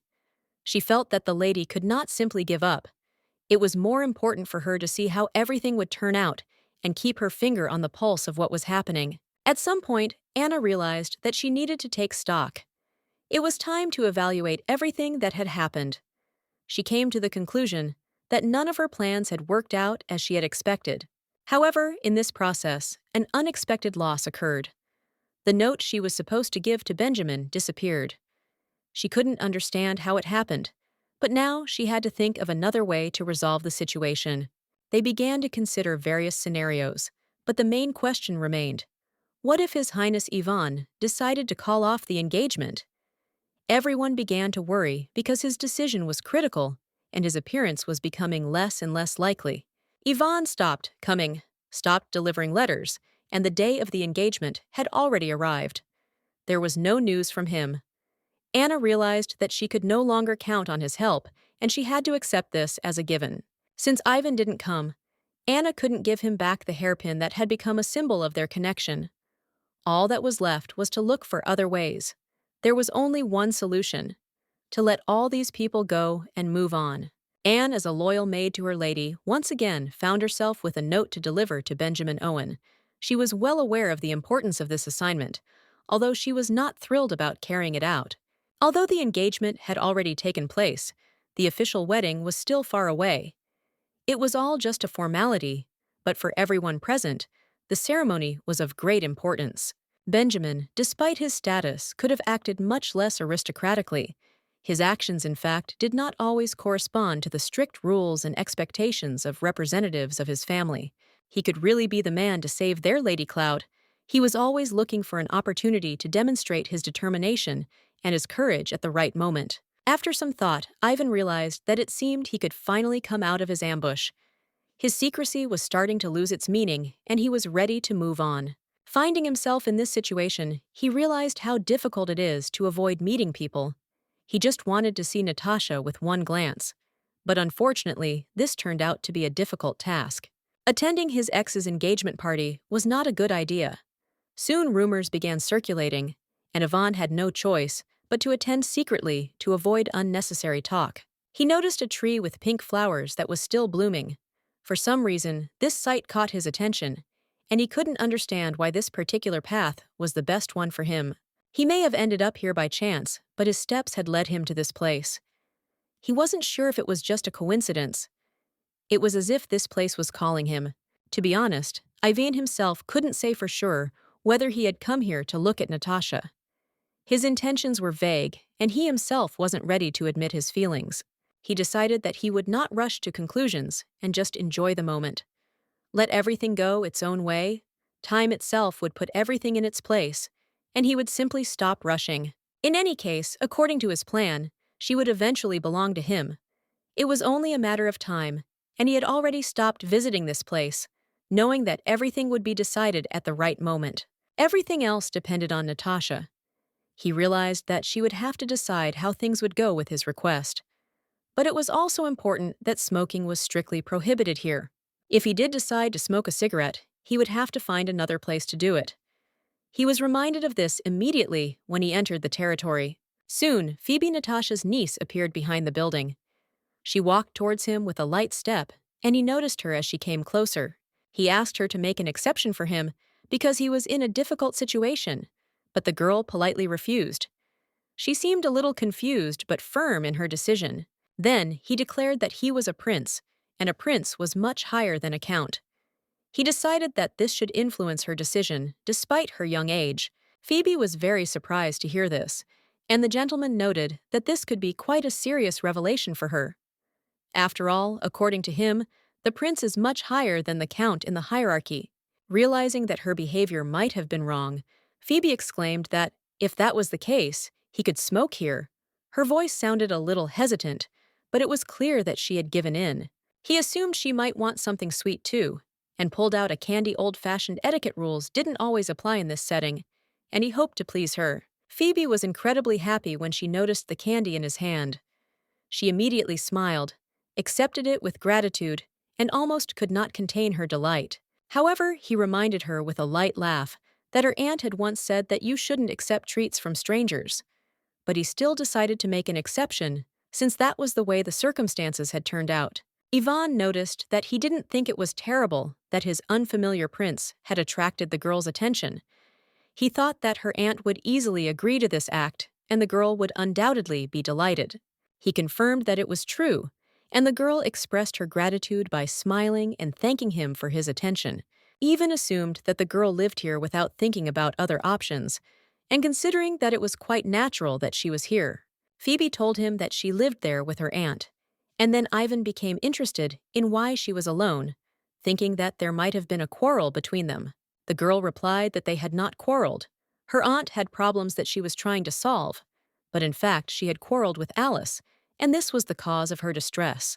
Ivan became interested in the reason for the quarrel with his friend Phoebe, lowered her eyes, and began to tell, trying to hide her tears, as if she was unable to cope with her emotions. When she said the name Alice, her voice broke, and she began to cry, unable to contain the emotions associated with that moment. Ivan realized that he had touched on a painful topic, and perhaps had crossed that fine line that he shouldn't have crossed in a conversation with a girl. Phoebe was still crying and revealed that Alice claimed she had a mother and not an aunt, which added to her extra pain and confusions. She said that Alice should have a mother, but she doesn't envy her at all. It's much more important to her that her aunt stays close and is her real person. Phoebe continued saying that her aunt was much kinder, smarter, prettier, and also much better than those she considered her family. At some point, Ivan, seeing her despair, took the girl in his arms, trying to at least console her a little in this difficult moment, filled with emotions. The girl confidently said that she really thought so, but added that one should not be angry with other mothers. This lesson was taught to her by her aunt, who always taught her to be kind. She noticed that Alice mentioned that Phoebe had no mother. The prince took care of the girl, and as a sign of attention, gave her a handkerchief that calmed her down and gave her a feeling of warmth. The prince replied that everything would be fine and that Phoebe would be able to cope without her mother because she was old enough to adapt to new circumstances. Everything would be fine. The girl smiled happily, and Ivan, looking at her, said that he himself had once grown up with a nanny. He was sure that she would grow up good and strong despite the absence of a mother figure. The prince gently advised her not to cry and to continue enjoying the candies because he still had a whole pack. He wanted the girl to feel calmer and happier. Ivan noted that this little girl was very cute, and he enjoyed watching her innocent games. Her smile gave him some unusual feeling of warmth and joy. There was something strangely familiar about her features. Ivan couldn't figure out what it was, but the feeling didn't leave him. He felt that this meeting had some special meaning. He turned to the girl, and after thinking for a moment, said that he wanted to ask her something from her aunt. He hoped that she would be willing to share important information with him. Ivan asked the girl if it was true that her aunt was really beautiful. He was a little puzzled because he couldn't quite figure out what feelings were tormenting him about her family. The man grabbed the girl's hand and told her not to move. He told her to comfort him, but the girl tried to explain that she couldn't do that because she was a maid, or Natasha. If she disappeared, Benjamin would notice her disappearance, because to him she was just an ordinary servant. He would not be surprised, even if she disappeared without a trace. It would not be strange to him. She didn't want to say anything, but Benjamin insisted, claiming that he needed someone to take his anger out on. She knew that in his eyes, she was just a convenient target for his frustrations and anger. She couldn't understand how his feelings could change so much. He, whom she once loved with all her heart, now treated her like a new mother, and it was a complete shock to her. He was truly out of his mind. Benjamin Owen was not the support that Mrs. Natasha had expected.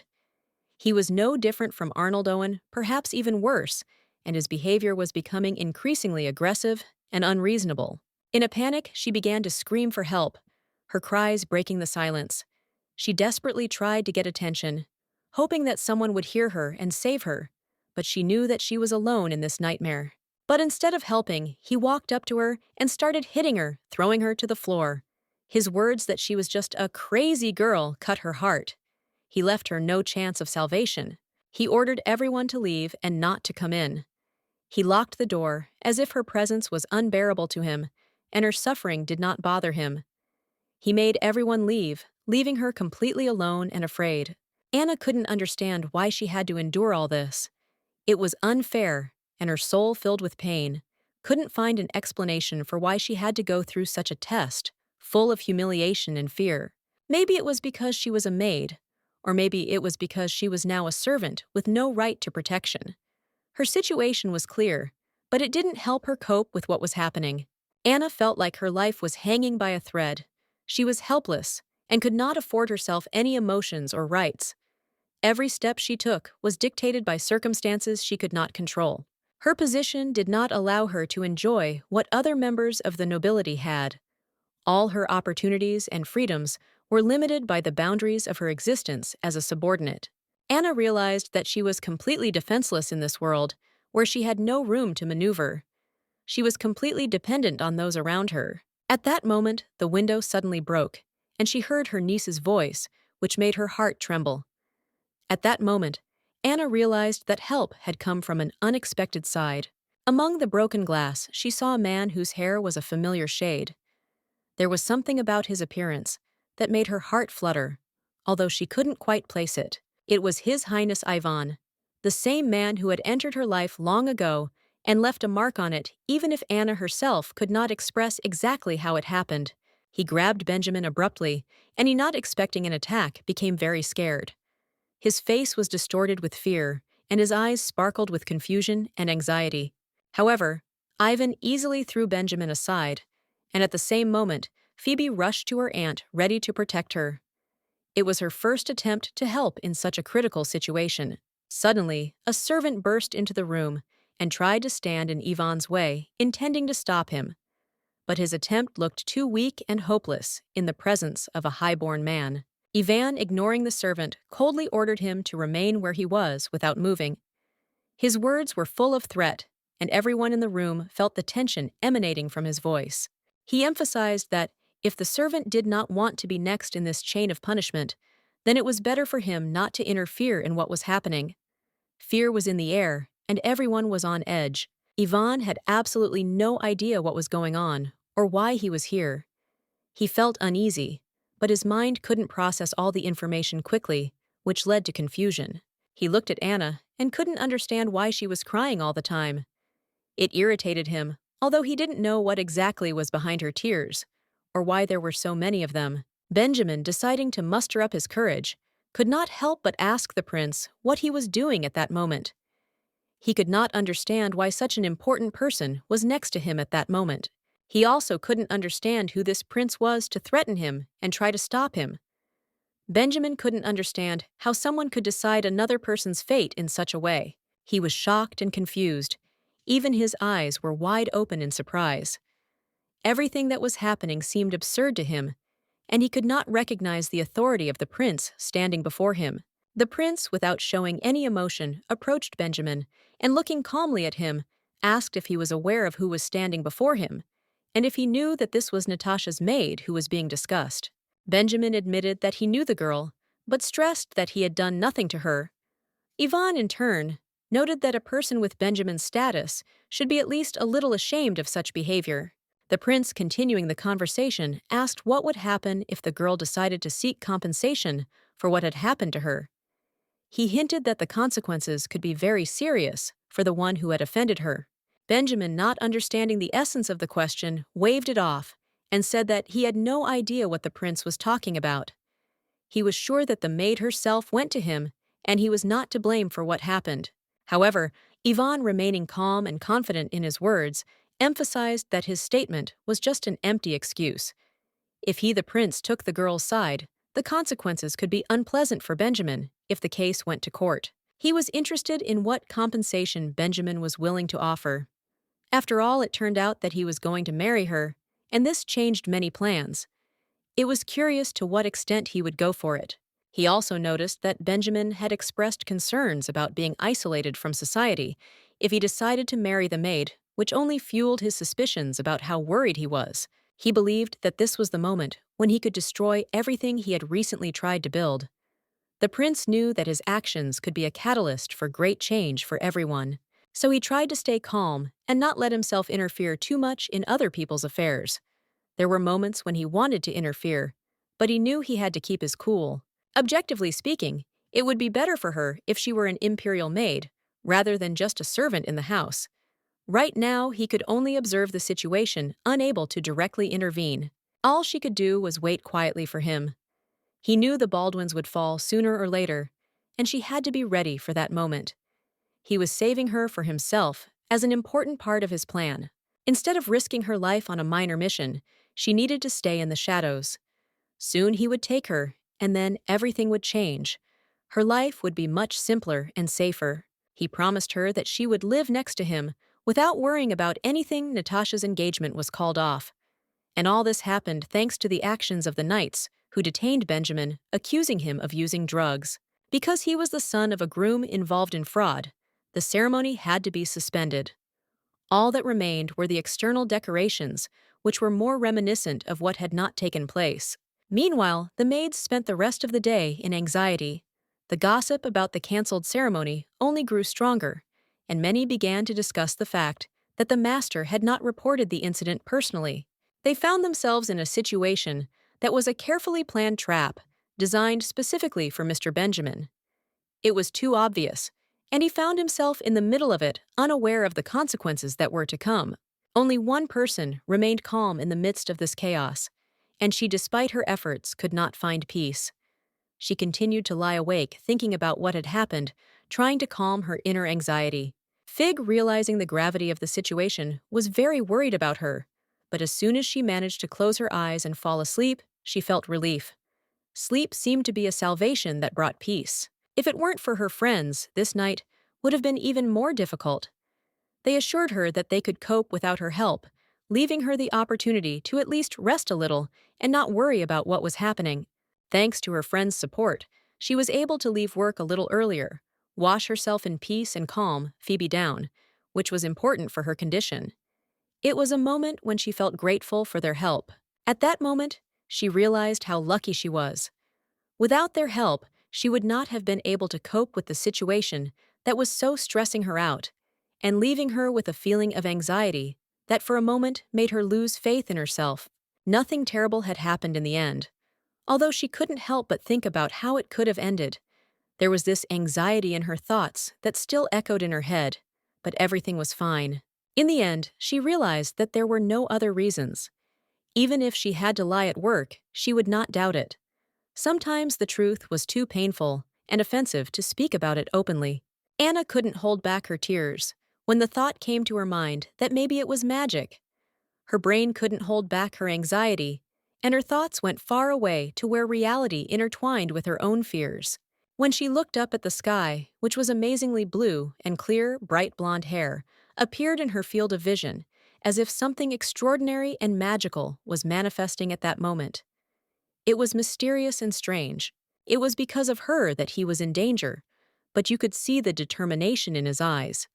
She felt like he was like a savior, sent by God himself to intervene in the situation and change its course. She wanted him so much to be there, to be at home, safe, where a knight with a smile could defeat a villain. This was her wish, her dream, where everything ended happily and everything was in its place. At that moment, Anna, looking at him, could not hide the sadness in her eyes. Something in her heart had a presentiment that this story was ending. He began to talk about marriage, and this pulled her even more into the abyss. But Ivan intervened firmly, forbidding the conversation to continue. He felt his heart clench at the thought that their relationship could reach such a stage. The knight, dreaming of a romantic fairy tale, hoped that everything that was said would not fall upon him, that his dreams would not destroy the fragile reality that was taking shape around him. In this story, Anna was no longer a princess, but rather a snake tempting and alluring a nobleman. She saw herself in a different role, in a different reality, full of temptations and difficult choices. She didn't understand what she could leave behind. And even more so, she didn't realize that her name could remain in memory, like a shadow that disappeared without a trace. And even she herself was doubtful about this. It was a shame, but despite all this pain, she continued to hope for something impossible. It was as if she had forgotten that she was actually just a servant whose presence no one noticed. Anna, as expected, understood that she had to return the gift. Everything she received at that moment became part of someone else's life, someone else's dreams. She knew that this gift had no place in her life. She was reassured that it was not too late to deal with what she was feeling, and the fact that her expectations were unlikely to match reality. This was the moment when she needed to let go of illusions. When Anna opened the closet, she couldn't understand what had happened. Things were scattered as if someone had broken into her personal space and turned everything upside down. It was a mess that had no explanation. The room was in chaos. Every detail was broken, every object was out of place. It was strange and disturbing, but she didn't know how to explain it. Anna looked for her hairpin, but it was nowhere to be found. It was the only thing she couldn't find in this mess. Questions flashed through her head, but they remained unanswered. Anna was not the only one to experience loss. Other maids also complained about missing valuables, necklaces given to them as birthday presents by their mothers. This was no simple misunderstanding. Earrings, the jewelry they valued so much, were also missing. The maids reported these losses, and now it was necessary to make a list of what was stolen, assess the damage, figure out what and how much was lost. She couldn't describe it all to the end, because this gift was from the prince himself. It was a gift that not everyone would be given, and its meaning was hidden behind the external simplicity. She overheard a maid talking about how the Marquis of Owen's maids might have been involved. Such talk should not have been overheard, but it left her wondering. Of course, the circumstances of the war could have misled Anna, and she knew that sometimes perceptions could be distorted. But for some reason, she did not believe that this was the work of the Marquis or other petty thieves.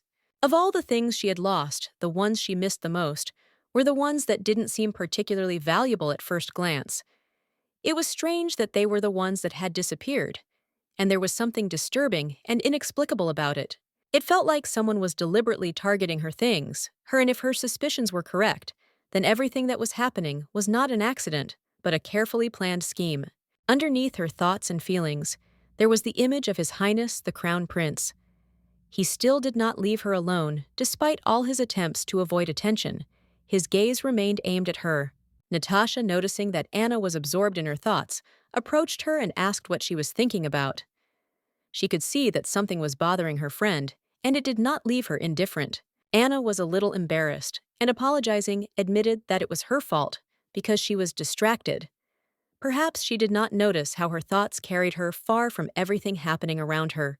Natasha mentioned that she had heard about how her mistress had almost gotten into trouble. She understood how such a thought could not go away, and the girl could simply become fixated on what had happened. Although Natasha thought that her mistress was sad, she was still surprised by what she heard. Her words sounded unexpected, and Natasha did not expect such confessions from her at that moment. At the same time, Natasha couldn't help but remark. It seemed to her that the lady was simply incredibly lucky in life. After all, if you think about it, she could follow in her mother's footsteps and become a real marquise. Not everyone has that opportunity. When she combed Natasha's hair, the movements could be a little harsh, and Natasha sometimes felt pain. But Natasha immediately broke into a smile and added that all this, of course, was just a joke and should not be taken seriously. During the day, Prince Ivan himself was supposed to come to them, and therefore it was necessary to carefully tidy up the lady's hair in order to look dignified. Deborah sat down on the bench next to Anna and casually said that Annie had given her something that might be important. It turned out to be a cookie, and the girl smiled and remarked that she could now eat it calmly since it was intended for her. Anna thanked him for the treat and was about to take the cookies to her niece, but Deborah stopped her, saying that the treat was also intended for the lady herself. She should try it herself first. Anna assured her friend that she was completely fine and expressed her sincere gratitude for the attention and care that had so unexpectedly appeared at that moment. Then, changing the subject slightly, Deborah reminded everyone that today was Wednesday, as if she were leading up to some important announcement or event that was expected on that particular day. She added that her brother had promised to show up during the day to bring fresh produce, as he sometimes did when he had some free time. Anna was slightly surprised to hear this, but quickly realized that Deborah had brought up the topic with a different intention. She was interested in her friend's opinion about her brother Matteo. Deborah, as if defending herself from possible bewilderment, said that she was simply curious. Even if Anna had said that she had a husband, that would have been the end of it. At the same time, Deborah in no way insisted on marriage. She knew that strange, even disturbing things had happened to her friend in recent years, and she respected her choice. But if someone appears in Anna's life who can truly protect her, then she will no longer have to constantly live in fear and expectation of trouble. This person doesn't have to be Matteo. If Anna has at least someone she trusts and who can protect her, then it's better not to miss this chance. Anna froze for a moment, noticing how a tear slowly rolled down her friend's cheek. She was genuinely surprised that Deborah, usually strong and reserved, suddenly could not contain her emotions. Deborah quietly asked if she could tell the truth. At first, she had envied Anna's beauty, but now she was increasingly worried about her, as if she were the closest and dearest. Anna herself is not to blame for what is happening. It's just that the people around her have become so evil and cruel that even a strong girl finds it difficult to withstand the constant pressure and gaze of strangers. Anna was shocked by the frankness, and Deborah added that she was saying all this out of anger and anxiety. If something had happened between Anna and Matteo, she would have felt at least a little calmer. She was tormented by the fact that she had not done anything concrete then, because she could have at least hinted or gently nudged her friend. But she was afraid of offending her or seeming intrusive. Deborah felt incredibly ashamed of her indecision. She was worried that she had missed the moment when she could have said at least a word, but she remained silent, leaving her friend in the dark. In order to somehow smooth out the atmosphere, she slowly approached. Anna sat closer and tried to smile, trying to give a little warmth, which was so lacking now. But before giving her support, she advised Anna to tidy herself up because there were traces of tears on her face, and they should be carefully wiped away. Anna, as if awakening from her anxious thoughts, assured her friend with a soft smile that everything was really fine with her, and that no worries had power over her now. Deborah, touched by her words, hugged Anna, and with gentle irony called her a fool, as if reminding her that she was still very dear to her despite everything. Deborah couldn't calm down for a long time. Tears rolled down her cheeks one after another, and then, pulling herself together, she confidently declared that she would do some of Anna's work for her so that she could rest. When Anna went to run one of the errands that Deborah used to do, she unexpectedly ran into Matteo, her friend's brother, whom she had not seen for some time. Matteo, as always, was calm and confident. In conversation, he mentioned that he had recently bought something nice, a gift not only for his niece, but also for Anna herself. Anna was genuinely surprised by his gesture. She had never expected Matteo to make her happy, and she couldn't understand why he would even show such attention. The gift turned out to be truly beautiful, and even exquisite. It was obvious that it was chosen with soul, and this confused Anna even more, forcing her to think about the reasons. After their meeting, when Matteo said goodbye, Anna's friend's words came to mind, the very ones where Deborah asked her what she thought about her brother. These memories prompted Anna to think she tried to understand herself and understand how she really felt about Matteo, and whether it was worth thinking about at all. But inside, she was sure that she didn't have to think about his feelings. She had enough troubles in her life without worrying about someone who had suddenly become so close. At the same time, Natasha, completely unrestrained, shouted irritably at Ivan, demanding an explanation. She was angry that he decided to interfere, and she did not understand what he was guided by at all. But Ivan, again, more calmly, made it clear that he simply could not stand aside when he saw how the girl found herself in a difficult situation. For him, it was a matter of honor and act of conscience. Natasha, still seething with anger, snapped that his action had ruined everything. Now rumors were circulating around the palace that it had been a prearranged trap aimed at Benjamin Owen. She reminded that if everything gets out of control, the consequences will be terrible. Although according to her, Ivan himself understood perfectly well what all this could lead to and what he was going for. Despite the tension of the situation, Ivan was sure that their plan was thought out to the smallest detail and nothing could interfere with it. He asked Natasha to remain calm and not to panic. However, Natasha, still shocked, could not understand how exactly Ivan had changed in such a short time. He had become different, and this frightened her, because before he had not acted so decisively. Still having calmed down a bit, she said that she understood his position and was ready to wait. She needed a little time to think it over and decide which way to go next. Deep down, Natasha knew that everything that was happening was part of a larger plan, and she would cope. Ivan asked an important question. Was there another path for her, other than the one they had already chosen? Natasha thought about her future, and told herself that this house would fall sooner or later, and she would start a new life by her own rules.